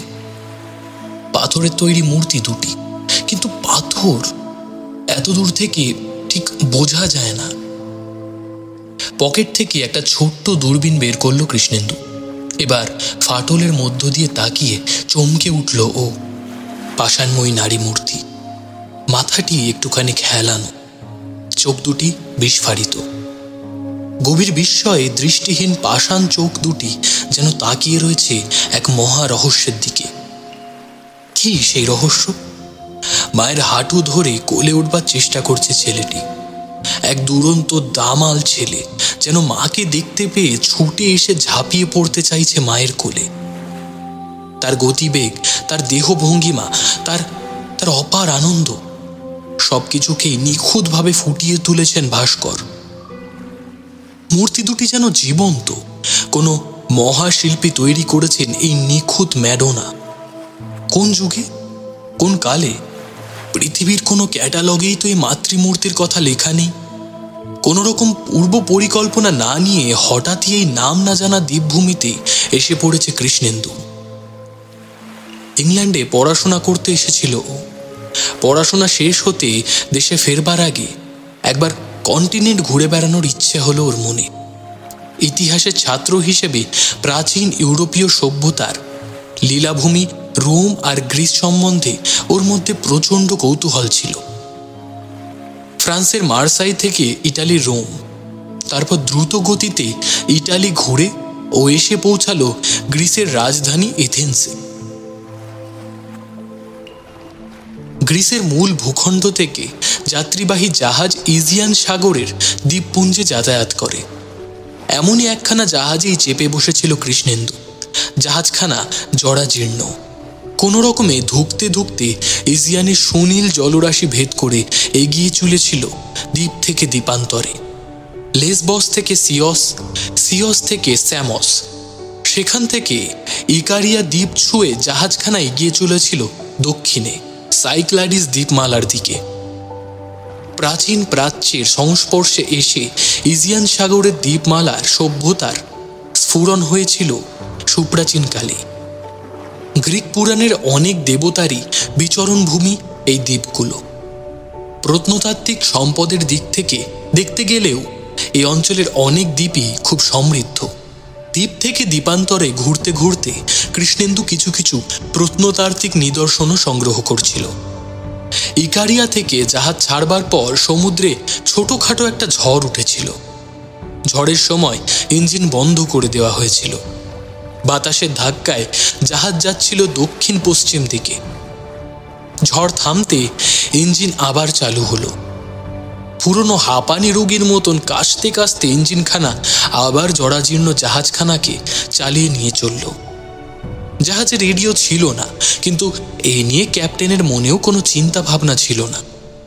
কেননা অসংখ্য দ্বীপে ভরা ইজিয়ান সাগরে দিগ্ভ্রষ্ট হয়ে কে আবার হারিয়ে যায়। সাগরের সুনীল জলরাশি ভেদ করে একটা জলের পোকার মতনই জাহাজখানা এগিয়ে চলেছিল। আবার এই সমুদ্রেই দূর দিগন্ত সীমায় নুড়ির মতন এই ছোট্ট দ্বীপটা কৃষ্ণেন্দুর নজরে এলো। চোখে বাইনাকুলার লাগিয়ে চমকে উঠল ও। এক বিরাট উঁচু পাঁচিল ঘেরা দ্বীপ দেখা যাচ্ছে।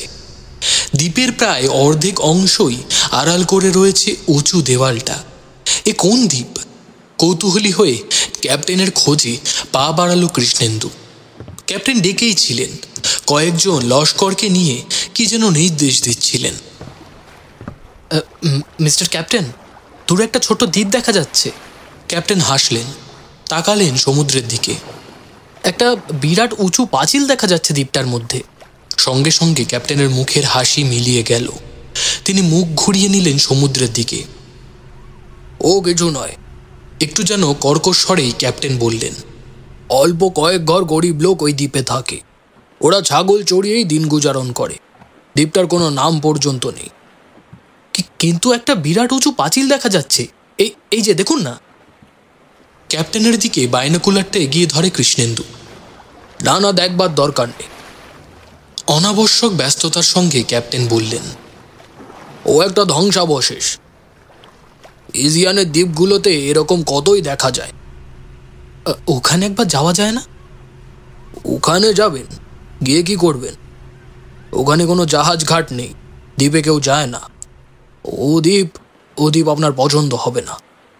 হোটেল নেই, ইলেকট্রিসিটি নেই। তাছাড়া ক্যাপ্টেনের বাক্যস্রোত সহসা থেমে গেল। আমি ওই পাঁচিলটার ওপারে কি আছে দেখতে চাই। স্থির দৃষ্টিতে ক্যাপ্টেন তাকালেন কৃষ্ণেন্দুর দিকে। দেখা গেল তিনি বেশ বিব্রত হয়ে পড়েছেন। পাঁচিলের ওপাশে কিছু নেই। এ খুব পুরনো জায়গা, সভ্যতার সব চিহ্নই বহুকাল ধুয়ে মুছে গেছে। আমি পাঁচিলটা দেখব, শান্ত অথবা দৃঢ় কণ্ঠে কৃষ্ণেন্দু বলল। কিন্তু জাহাজ তো ওই দ্বীপে যাবে না। বেশ তো, আমায় একখানা নৌকা দিন, আমি একলাই ঘুরে আসবো দ্বীপ থেকে। কিন্তু দ্বীপটা তো অনেক দূরে। আপনি যাবেন আসবেন, অনেক সময় তো চলে যাবে। জাহাজ কতক্ষণ অপেক্ষা করবে আপনার জন্য? অপেক্ষা করবার দরকার নেই। আমি ইজিয়ানের দ্বীপগুলো দেখতেই বেরিয়েছি। পছন্দ হলে দ্বীপটায় আমি রাত্রিবাসও করতে পারি। তবে আপনি ফিরবেন কি করে?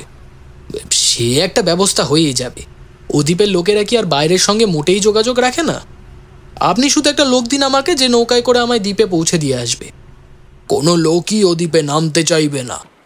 নামতে হবে না, আমায় শুধু পৌঁছে দিয়ে আসলেই হবে। আপনার কি যেতেই হবে? না গেলে হয় না। ক্যাপ্টেনের গলার স্বরে যেন মিনতি ঝরে পড়ল। এই কথা বলছেন কেন?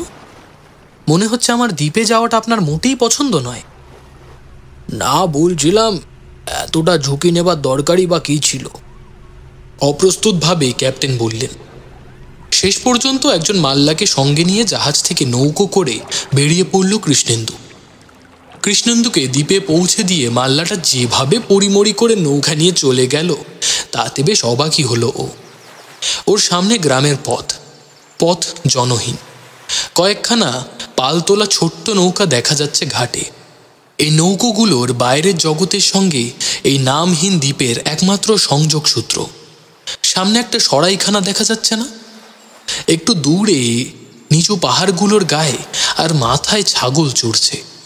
না, ক্যাপ্টেন বোধ করি ঠিকই বলেছেন, এ এক পুরনো আর ভুলে যাওয়া দ্বীপ। ইজিয়ান মালবের দ্বীপমালায় একদা যে মহান সভ্যতার স্ফুরণ হয়েছিল তার মূল স্রোত থেকে এ দ্বীপ বহু দূরে। এখানে বোধহয় কোনোদিন পদপাত ঘটেনি। কিন্তু পরক্ষণেই কৃষ্ণেন্দুর মনে পড়ল পাঁচিলটার কথা। অত বড় বিশাল পাঁচিল, যা দ্বীপের প্রায় অর্ধেকটা ঢেকে রয়েছে, তা তৈরি করলো কারা? কারিগরি বিজ্ঞানে উন্নত মানুষ ছাড়া এমন স্থাপত্য কর্ম তো কেউ করতে পারে না। না, কৌতূহল বেড়েই যাচ্ছে। এ দ্বীপে এসে কৃষ্ণেন্দু ঠিক কাজই করেছে। দ্বীপের একমাত্র সরাইখানাটায় উঠল কৃষ্ণেন্দু। যেমন দ্বীপ তেমনই তার সরাইখানা। খদ্দেরের ভিড় একদমই নেই। 1 কাপ গরম ছাগলের দুধ খেয়ে বেরিয়ে পড়ল ও। এখনই একবার পাঁচিলটার দিক থেকে ঘুরে আসা যাক। সরাইখানা থেকে খানিকটা দূরে একটা গোল টিলা, আর ঠিক তার ওপাশে পাঁচিলটার একটা বাঁক। এখান থেকেই সার্ভে ওয়ার্ক শুরু করলো কৃষ্ণেন্দু। পাঁচিল বরাবর হাঁটতে লাগলো ও। উদ্দেশ্য ভেতরে ঢোকবার, গেটটা খুঁজে বের করা। এ পাঁচিল এত উঁচু এবং এর গা এত মসৃণ যে টপকে ভিতরে যাওয়া একটা অসম্ভব ব্যাপার। কিন্তু না, পাঁচিলটার গায়ে কোথাও কোনো দরজা নেই। এমনকি পাঁচিলের কোনো জায়গা ভেঙে গিয়ে ঢোকবার কোনো পথও তৈরি হয়নি। ঘেরা জায়গাটা এক উপদ্বীপাকৃত ভূখণ্ড। এই উপদ্বীপের এক মাথায় ছোট্ট ছোট্ট টিলা সিন্ধু শকুনের ঝাঁক মাথায় নিয়ে বিক্ষুব্ধ অশান্ত সমুদ্রে বিরামহীন তরঙ্গ ভঙ্গকে প্রতিহত করছে। উপদ্বীপাকৃত ভূখণ্ড সংকীর্ণ হয়ে যেখানে গিয়ে সমুদ্রে পড়েছে, সেখানটাতে কোনো পাঁচিলের আবরণ নেই। কেবল ওখান থেকেই বাগানে ঢোকা যায়, কিন্তু নৌকা ছাড়া ওখানে যাওয়ার উপায় নেই। প্রায় গোটা পাঁচিলটা ঘুরে হতবুদ্ধি হয়ে ফিরে আসছিল কৃষ্ণেন্দু। হঠাৎ শুনতে পেল জলের মৃদু কলতান সঙ্গীত। শব্দটা উঁচু দেওয়ালের ভিতর থেকেই আসছে। দেওয়ালের দিকে তাকিয়ে ফাটলটা আবিষ্কার করল কৃষ্ণেন্দু। তারপর দূরবীনে চোখ দিয়ে ভিতরে তাকিয়ে ও স্তম্ভিত হয়ে গেল। এ দ্বীপে আসা সার্থক হয়েছে। গ্রিক ভাস্কর্যের এই কি অপূর্ব নিদর্শন, কি সার্থক শিল্প সৃষ্টি ও দেখছে। ফাটল থেকে চোখ সরাতে পারল না কৃষ্ণেন্দু। কিন্তু কি আশ্চর্য, পৃথিবীর কোনো পুঁথিপত্রে এই আশ্চর্য মাতৃমূর্তির বিবরণ নেই কেন? এ দ্বীপে কি কোনোদিনও কোনো অনুসন্ধানী প্রতিবন্ধী আসেননি? এশিয়া বা ইউরোপের মূল ভূখণ্ড থেকে এই দ্বীপ তো খুব বেশি দূরে নয়, আর পথ তো এমন কিছু দুর্গম বলে মনে হচ্ছে না। কিন্তু ঘটনা এই যে এই নাম না জানা দ্বীপখণ্ডের উঁচু পাঁচিলের আড়ালে যে অপূর্ব ভাস্কর্যের নিদর্শন রয়েছে, তা বাইরের দুনিয়ার মানুষের কাছে একেবারে অজানা। একটা আবিষ্কারের আনন্দে কৃষ্ণেন্দুর বুকটা দুলে উঠল। সভ্য জগৎ এবার জানবে এ মাতৃমূর্তির কথা। কৃষ্ণেন্দু পাবে আবিষ্কারকের গৌরব। মার ছেলেটির মূর্তি দুটিকে এখান থেকে নিয়ে যাবে। মূর্তি দুটির প্রকৃত স্থান হচ্ছে পৃথিবীর কোনো বিখ্যাত জাদুঘর। কিন্তু এই পাঁচিল ঘেরা বাগানের মালিক কি? তার সঙ্গে তো আগে কথাবার্তা বলতে লাগবে। মালিক হয়তো জানেই না মানুষের শিল্প সৃষ্টির ইতিহাসে মূর্তি দুটি কত মূল্যবান। নিতান্ত অনিচ্ছার সঙ্গে দেওয়ালের ফাটল থেকে চোখ সরিয়ে গ্রামের পথ ধরল কৃষ্ণেন্দু। ধুলো ভরা পথ চলতে চলতে মার ছেলের কথাই বারবার মনে আসতে লাগলো ওর। এই মূর্তি দুটির ভাস্কর নিঃসন্দেহে দেবদুর্লভ শিল্প প্রতিভার অধিকারী, কিন্তু কে সেই মহান শিল্পী? গ্রামে এসে সরাইখানার সামনে থামল কৃষ্ণেন্দু। উফ, ধুলোয় বালিতে জুতো জোড়ার কি অবস্থা হয়েছে! জুতোর মধ্যেও বালি আর কাকড় ঢুকে গেছে। জুতো খুলে একটু পরিষ্কার করে নেওয়া যাক। নিজের কামরায় এসে ব্যাগ থেকে কালি আর বুরুশ বের করল কৃষ্ণেন্দু। আমি করে দিচ্ছি। চমকে উঠে মুখ তুলল কৃষ্ণেন্দু। দরজায় একটি ছেলে এসে দাঁড়িয়েছে। তার এক হাতে একখণ্ড ছেঁড়া ন্যাকড়া, অন্য হাতে জুতো পালিশ করবার সরঞ্জাম। কৃষ্ণেন্দুর অনুমতির কোনো অপেক্ষা না রেখেই ছেলেটি জুতো পালিশ করতে শুরু করল। খাটের উপর বসে কৃষ্ণেন্দু তাকিয়ে রইল ছেলেটার দিকে। ছেলেটির বয়স হবে বছর 15, বেশ শক্ত সামর্থ্য চেহারা, বয়সের তুলনায় একটু বেটে। আগের যুগ হলে ছেলেটি কোনো চিত্রশিল্পী বা ভাস্করের মডেল হতে পারত। ছেলেটির মাথার গড়ন চমৎকার, মাথা ভরা কোকড়া চুল, দুথোকা চুল এসে লুটিয়ে পড়েছে কপালের দুপাশে, যেন চারণভূমি। পশুপাল আর বনভূমির গ্রিক অধিদেবতা প্যানের ছোট ছোট দুটি শিং, খাঁটি গ্রিসিয়ান প্রোফাইল। কিন্তু না, মস্ত একটা খুঁত রয়েছে। ছেলেটির নাকের পাশ থেকে উপরের ঠোঁটের কোণা পর্যন্ত এসে একটা গভীর ক্ষতচিহ্ন রয়েছে। এ ক্ষত অতীতের কোনো দুর্ঘটনার সাক্ষী। ক্ষতের ফলে চামড়ায় টান পড়ে উপরের ঠোঁটটা ডান পাশে একটু উঠে গেছে। মুক্তোর মতন সাদা দাঁতের ঝলক দেখা যাচ্ছে সেখান থেকে। না, অতীতের কোনো শিল্পী প্যান দেবতার মডেল হিসেবে এই ছেলেটিকে নির্বাচন করতেন না। গ্রামের বাইরে ওই পাঁচিল ঘেরা বাগান বাড়ির মালিককে? গ্রিক ভাষায় কৃষ্ণেন্দু প্রশ্ন করল। ইংল্যান্ডে পড়াশোনা করবার সময় ও ভালো করে গ্রিক ও ল্যাটিন ভাষা শিখে নিয়েছিল। ছেলেটি চমকে মুখ তুলল। একটা ছায়া যেন নেবে এলো ওর দুটি কালো চোখে। আস্তে আস্তে ও মাথা নাড়ল। তুমি নিশ্চয়ই জানো, কৃষ্ণেন্দু আবার বলল। দ্বীপের গোটা দক্ষিণ দিকটা জুড়ে এই পাঁচিল ঘেরা বাগানটা কার? এ বাগানের মালিক কে? ও পাঁচিল ঘেরা বাগানটা চিরকালই ওখানে আছে, প্রবলভাবে মাথা নেড়ে ছেলেটি বলল। চিরকাল মানে তো অনেক সময়। কৃষ্ণেন্দু হাসল। সম্ভবত তোমার বাবা জানেন। আমার বাবা নেই, মা নেই, কেউ নেই, আমি একলা। আহা, শুনে দুঃখ পেলাম। কিন্তু তুমি কি সত্যিই জানো না ও বাগান বাড়িতে কারা থাকে? ছেলেটি জড়িত স্বরে কি একটা নাম বলল। কি বললে? গর্ডন। ঝুঁকে পড়ে কৃষ্ণেন্দু জিজ্ঞেস করল, তুমি বলছো গর্ডন নামে এক ইংরেজ পরিবার ওই পাঁচিল ঘেরা সম্পত্তির মালিক? কৃষ্ণেন্দু যেন বেশ আশাহত হলো। যদি কোনো ইংরেজ পরিবার ও সম্পত্তির মালিক হয় তবে মূর্তি দুটো পাওয়ার আশা খুবই কম। তারা ইংরেজ নয়। তবে আমিও বাড়ির লোকেদের সঙ্গে দেখা করতে চাই। না না না, অসম্ভব, ওখানে যাওয়ার কোনো পথ নেই। জানি দ্বীপের দিক থেকে কোনো পথ নেই, কিন্তু সাগরের দিক থেকে তো যাওয়া যেতে পারে। ওদিকটায় তো পাঁচিল নেই। ছেলেটি কোনো কথা বলল না, কেবল মাথা নাড়ল। ইতিমধ্যে একজন দুজন করে গ্রামবাসী জড়ো হয়েছিল দোরগোড়ায়। তারা চুপচাপ ওদের কথোপকথন শুনছিল। ছেলেটি জুতো পালিশ শেষ হলো। কৃষ্ণেন্দু ওর হাতে 50 লেপ্টার একটা মুদ্রা গুঁজে দিল। ছেলেটি হাসল। সুন্দর এক কমনীয় কিশোর মূর্তি, সুন্দর কিন্তু নিখুঁত নয়। দোরগোড়ায় যারা এসে দাঁড়িয়েছিল তাদের মধ্যে একজন বুড়ো গোছের লোককে কাছে ডাকল কৃষ্ণেন্দু। আমি গ্রামের বাইরে উঁচু পাঁচিল ঘেরা বাগানের মালিকের সঙ্গে একটু কথা বলতে চাই, তুমি আমায় নিয়ে যেতে পারবে? আতকে উঠে লোকটা দুপা পিছিয়ে গেল। তারপর কৃষ্ণেন্দুর প্রশ্নের কোনো জবাব না দিয়েই ঘর থেকে বেরিয়ে গেল নিঃশব্দে।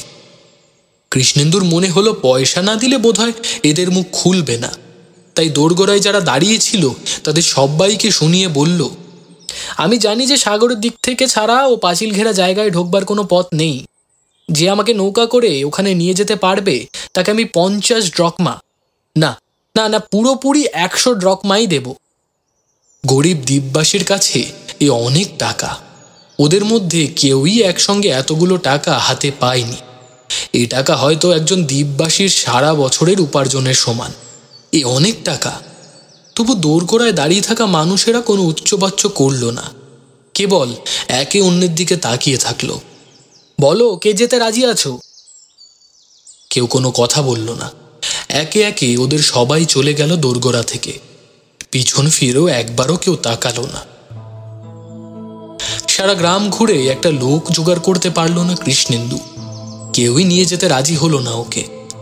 সর্বত্রই সে একই ধরনের রহস্যময় অস্বীকৃতি।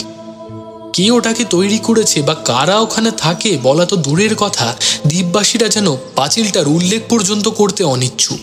ওদের কাছে পাঁচিল ঘেরা বাগানটার যেন কোনো অস্তিত্বই নেই, ওটা যেন একান্তই অবাস্তব।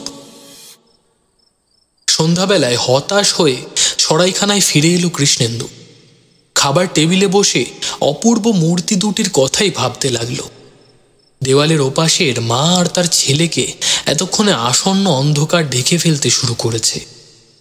একটা গভীর বেদনাবোধ ঘনিয়ে এলো মনের আকাশে। মূর্তি দুটো বোধহয় পাওয়া যাবে না। রাত গভীর হলো। সরাইখানার ঘরে বসে থাকতে ভালো লাগলো না কৃষ্ণেন্দুর। পেন্সিল টর্চটা নিয়ে বেরিয়ে পড়ল ও। নিঝুম নিঃশব্দ গ্রাম্য পথ, সারা গ্রাম ঘুমিয়ে পড়েছে। আপন মনেই সমুদ্রের দিকে হাঁটতে লাগলো ও। হঠাৎ পেছনে একটা লঘু পদশব্দ শুনে চমকে পিছন ফিরে তাকালো কৃষ্ণেন্দু। একটি ছেলে আসছে। হ্যাঁ, সেই জুতো পালিশ করা ছেলেটিই তো। তারার আলোয় ছেলেটির চোখ দুটি ঝকঝক করছে। ছেলেটি কাঁপছে, কিন্তু রাতটা তো চমৎকার, বাতাসে তো হিমের পরশ নেই, তবে কেন কাঁপছে ও? ছেলেটি এসে কৃষ্ণেন্দুর হাতে হাত রাখল। আঙুলগুলো যেন বরফের মতন ঠান্ডা। আমি আপনাকে আমার নৌকায় করে নিয়ে যাব। কাঁপা কাঁপা গলায় ফিস ফিস করে ও বলল। কৃষ্ণেন্দু হাসল। একটা স্বস্তির নিঃশ্বাস বেরিয়ে এলো ওর বুক থেকে। এই ছেলেটির কথা ওর আর একটু ভাবা উচিত ছিল। বাহ, এ তো বেশ কথা। কখন যাব আমরা? ভাটার আগে। সেটা কখন? সূর্য উঠবার ঠিক 1 ঘন্টা আগে। ঠিক আছে, আমি তৈরি থাকবো। আমার 100 ড্রাকমা দেবেন তো? নিশ্চয়ই। আমি আপনাকে নিয়ে যাব ঠিকই, কাঁপা কাঁপা গলায় ছেলেটি বলল। কিন্তু ছোট টিলাগুলো পর্যন্তই আমি যাব। তার ওপাশে কিন্তু আমি কিছুতেই যাব না। ভাটার টানে যতক্ষণ না জল সরে যায় ততক্ষণ আপনাকে টিলার উপরেই অপেক্ষা করতে হবে। ডাঙা জাগলে বাকি পথটুকু আপনাকে হেঁটে যেতে হবে। এত ভয় পাচ্ছ কেন বলো দেখি? অনধিকার প্রবেশের সব দায় দায়িত্ব তো আমার, যদিও মনে হয় না। ঠান্ডা আঙুলে কৃষ্ণেন্দুর হাতখানাকে শক্ত করে আঁকড়ে ধরল ছেলেটি। তারপর ফিস ফিস করে বলল, আপনি কিন্তু কাউকে বলবেন না যে আমি আপনাকে ওখানে নিয়ে যাচ্ছি। বেশ, তো তাই হবে। তুমি যদি না চাও তবে এ কথা আমি কাউকে বলবো না। না না না না, বলবেন না। ছেলেটির কাঁপা কাঁপা স্বরে মিনতি ঝরে পড়ল। ওরা কেউ এটা পছন্দ করবে না। ওরা জানলে। বুঝেছি। তোমার কোনো চিন্তা নেই, আমি কাউকে কিছু বলবো না। মনে রাখবেন, সূর্য উঠবার ঠিক 1 ঘন্টা আগে এ পাশের পাঁচিলটা যেখানে সমুদ্র গিয়ে শেষ হয়েছে সেখানে নৌকা নিয়ে আমি আপনার জন্য অপেক্ষা করব। আমার মনে থাকবে। তুমি ঠিক সময় আসবে তো? আমার কোনো ভুল হবে না, আমি ঠিক সময়ই আসব। মাথার উপরে তারা জ্বলা আকাশ, তারকারাশি ম্লান হয়ে এখানে ওখানে আকাশপট থেকে মুছে যায়নি। নির্দিষ্ট জায়গায় এসে ছেলেটির দেখা পেল কৃষ্ণেন্দু। একখানা পালহীন ছোট্ট নৌকোর উপরে ছেলেটি বসেছিল। ঢেউয়ের দোলায় নৌকোখানি দুলছিল। এতটা পথ দাঁড় বেয়ে এসেছে ছেলেটি। নৌকায় উঠল কৃষ্ণেন্দু। যাত্রা শুরু হলো। ছেলেটি একেবারে চুপচাপ। সাগর বিক্ষুব্ধ। শেষ রাতের ঠান্ডা বাতাস বইছে। কুয়াশার আড়ালে পাঁচিলটাকে অদ্ভুত রহস্যময় বলে মনে হচ্ছে। ভাটায় জেগে ওঠা পাথুরে ডাঙার দিকে নৌকোটা এগোচ্ছিল দুলতে দুলতে। কে এই পাঁচিলটা তৈরি করেছিল? প্রাচীনেরা। সাগরের ঠান্ডা হাওয়ায় ছেলেটির গলার স্বর থরথর করে কাঁপছে। উঁচু পাঁচিলটার দিকে পিছন ফিরে ছেলেটি নৌকা চালাচ্ছে। কতটা এগোনো হলো বোঝার জন্য পাঁচিলের দিকে না তাকিয়ে সাগরের দিকে তাকাচ্ছে। ও পাঁচিলটা চিরকাল ধরে এখানে রয়েছে। আবার জবাব দিল। উষার আলো ফুটে রয়েছে। আকাশে তারার মালা অদৃশ্য। কেবল 2-4টে বিমর্ষ ম্লান তারা এখনো আকাশপট থেকে মুছে যায়নি। প্রত্যুষের তরল অন্ধকারে এগিয়ে আসা দেওয়ালটার দিকে তাকিয়ে কৃষ্ণেন্দু ভাবতে থাকে। দেওয়ালটা বহু পুরনো এতে কোনো সন্দেহ নেই। গ্রিক সভ্যতা স্ফুরণের প্রথম যুগেই বোধহয় করি পাঁচিলটা তৈরি হয়েছিল। আর ওই মার ছেলে, এও বোধহয় সে যুগেরই কোনো মহান শিল্পীর সৃষ্টি। কিন্তু আসল প্রহেলিকা হচ্ছে এই যে এমন কারিগর বিদ্যা আর এমন তুলনাহীন অপূর্ব শিল্পকর্ম বাইরের শিল্প জগতের কাছে এতকাল ধরে অজ্ঞাত রইল কি করে? যুগ যুগ ধরে কালের ভ্রুকুটি অগ্রাহ্য করে এই অজানা দ্বীপের বুকে উঁচু দেওয়ালটা যেন সগর্ভে দাঁড়িয়ে রয়েছে।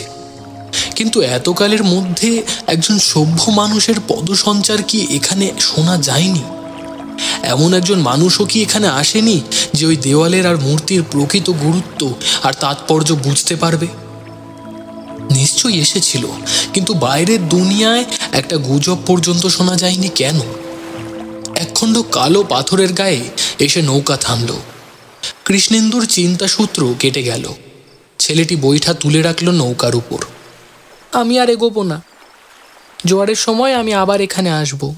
ভয় কাঁপা গলায় ছেলেটি বলল, আপনি আপনি এখন আমার পাওনাটা মিটিয়ে দেবেন? নিশ্চয়ই। পকেট থেকে মানিব্যাগটা বের করলো কৃষ্ণেন্দু।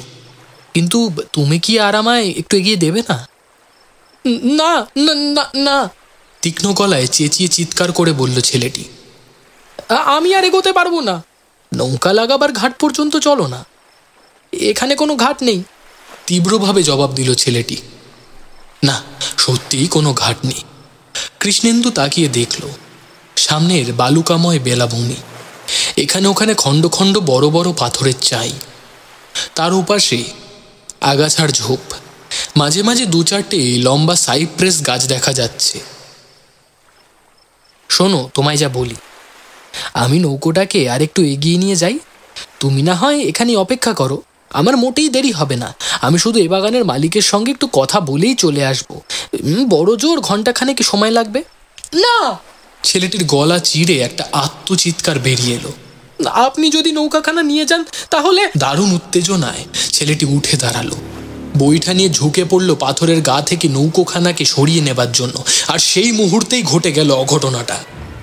প্রচণ্ড এক ঢেউয়ের ধাক্কায় নৌকোটা দুলে উঠল।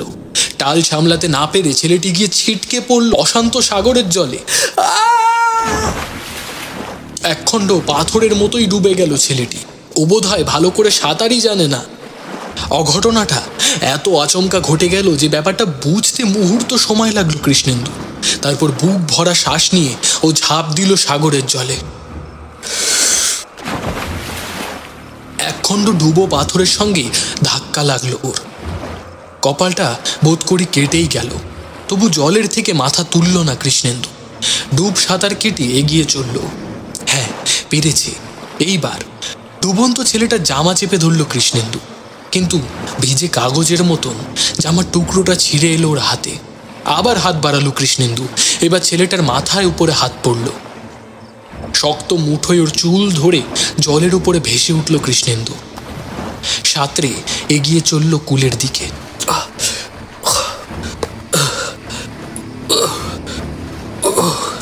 নৌকোটাকে দেখা যাচ্ছে না। কৃষ্ণেন্দু লাফের ধাক্কায় ছিটকে গেল নৌকোটা। বোধহয় আশেপাশের কোনো পাথরের আড়ালে চলে গেছে, পরে খুঁজে দেখা যাবে। এখন আর নষ্ট করার মতন সময় নেই, ছেলেটাকে আগে ডাঙায় নিয়ে যেতে হবে। সাঁতার কেটে এগিয়ে চলল কৃষ্ণেন্দু। শতখানেক গজ দূরেই পাঁচিলের দুটো হাতার মাঝখানে বালুকাময় বেলাভূমি। জল থেকে যখন ও উঠে এলো তখন ছেলেটা দুর্বলভাবে কাশছে। ওর নাক মুখ থেকে ঝরে পড়ছে সাগরের নোনা জল। অনেকটা জল খেয়েছে ছেলেটা। জলের দিকে আবার এগোলো ও। সাঁতার কেটে এগিয়ে চলল। না, ভাগ্যটা ভালোই বলতে হবে। নৌকোখানা এখনো বারদড়িয়ায় ভেসে যায়নি। একখণ্ড পাথরের চায়ের ওপাশে নৌকাটা দেখতে পেল কৃষ্ণেন্দু। ঢেউয়ের তালে তালে ওখানে উঠছিল আর পড়ছিল। নৌকায় উঠে বসলো ও। তারপর বৈঠা দিয়ে জল কেটে এগিয়ে চলল। দিগন্তে সাগরের বুকে সূর্যোদয় হয়েছে। অপূর্ব দৃশ্য। বাতাসের বেগ স্থিমিত। বাতাস যেন কানে কানে কি কথা বলতে চাইছে। অদ্ভুত অনুভূতি। নৌকা নিয়ে কুলে এসে পৌঁছালো কৃষ্ণেন্দু। ছেলেটি আর বালির উপরে শুয়ে নেই, একটা পাথরে হেলান দিয়ে ও দাঁড়িয়ে আছে। ওর ঘাটটা ঘোরানো বাগানের দিকে। তাকিয়ে গভীর মনোযোগের সঙ্গে ও যেন কি দেখছে। কি হে, এখন খানিকটা ভালো বোধ করছো তো? সল্লাসে কৃষ্ণেন্দু জিজ্ঞেস করল। দুর্ঘটনাটা ঘটে ভালোই হয়েছে, কি বলো? আমরা পাঁচিল ঘেরা বাগানে ঢোকবার একটা ছুতো পেয়ে গেছি। ছেলেটির কাছ থেকে কোনো জবাব এলো না। ও এক চুল নড়ল না পর্যন্ত। যেমন ভঙ্গিতে দাঁড়িয়েছিল তেমনই রইল। কি হে, আমার কথা শুনতে পাচ্ছ না? ওর অনাবৃত কাঁধে হাত রাখল কৃষ্ণেন্দু। সঙ্গে সঙ্গে চমকে হাত সরিয়ে নিল। এ কি অবিশ্বাস্য ব্যাপার! নিদারুণ বিস্ময়ে বালুকাময় বেলাভূমির দিকে তাকালো কৃষ্ণেন্দু। এই তো ওখানে বালির উপর ছেলেটিকে শুইয়ে রেখেছিল। ভিজে বালির উপর স্পষ্ট দাগ দেখা যাচ্ছে। ওখান থেকে উঠে ছেলেটি এই পাথর খণ্ড পর্যন্ত এগিয়ে এসেছে। বালির উপরে ওর দুপায়ে ছাপ রয়েছে। আর এখানেই ও এখন পর্যন্ত দাঁড়িয়ে আছে। ঘাড় হেলিয়ে কি যেন দেখছেও, আর ঠোঁট ফাঁক করে দু চোখ বিস্ফারিত। সারা মুখে এক অতলান্ত অতল বিস্ময়ের ছাপ। এই তো আর এক সারি পায়ের ছাপ দেখা যাচ্ছে। বাগানের দিক থেকে লঘুপথ সঞ্চারে কে যেন পাথর খণ্ডের ওপাশ পর্যন্ত এসেছিল। এই পাদুকাহীন নগ্ন পদচিহ্ন নিশ্চয়ই কোনো নারীর। ছেলেটির অবস্থা দেখে আর রহস্যময় পদচিহ্নের দিকে তাকিয়ে কৃষ্ণেন্দু মুহূর্তের মধ্যে বুঝে ফেলল ব্যাপারটা। ওটা ওর অনেক আগেই বোঝা উচিত ছিল। নিজেকে ধিক্কার দিল। ইতিহাসের ছাত্র হিসেবে প্রাচীন গ্রিসের পৌরাণিক কাহিনী আর কিংবদন্তির সঙ্গে যথেষ্ট পরিচয় ছিল ওর।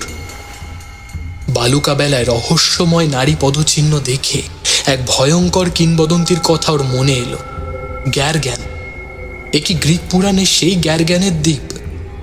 গ্যারগ্যানরা হচ্ছে গ্রিক পুরাণের 3 ভয়ঙ্করী দানবী, মেডুসা, ইউরিয়েল আর স্থেনো।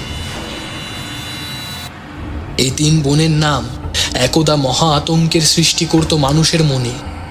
ওদের মাথায় নাকি ছিল চুলের বদলে কতগুলো জীবন্ত সাপ। ওরা এমনই ভয়ঙ্করী আর কুদর্শনা ছিল যে কোনো মানুষ ওদের দিকে তাকাতে পারত না। গ্রিক পুরাণে বলে তাদের মুখের দিকে যে তাকাতো সেই নাকি পাথরে পরিণত হতো। সকালে নরম সেই সোনালি আলোয় বালুকাময় বেলাভূমিতে দাঁড়িয়ে রইল হতবুদ্ধি কৃষ্ণেন্দু। ওর মাথার উপরে সিন্ধু শকুনের চিৎকার, 3 পাশে অশান্ত ইজিয়ান সাগরের গর্জন। কৃষ্ণেন্দু এবার পরিষ্কার বুঝতে পারছে কারা এই পাঁচিল তৈরি করেছিল, কেন তৈরি করেছিল, কেন দ্বীপের অবশিষ্ট অংশ থেকে বিচ্ছিন্ন করে রেখেছিল বাগানটাকে। এই বাগান 3 গ্যারগ্যানের বিচরণ ভূমি।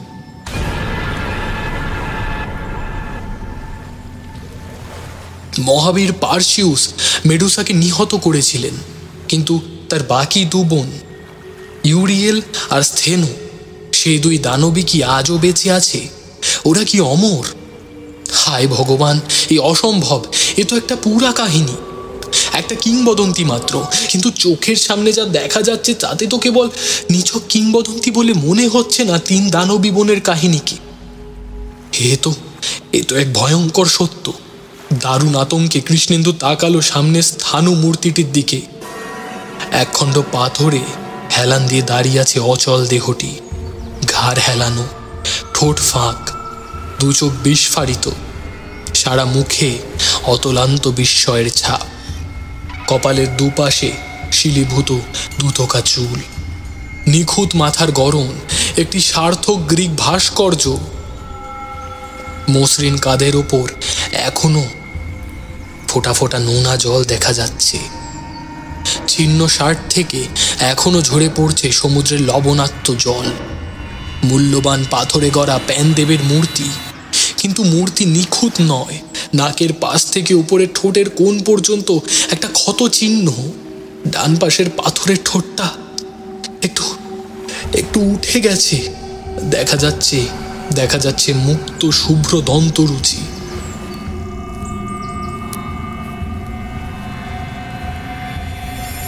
লঘুপথ সঞ্চারে কে যেন আসছে পেছনে।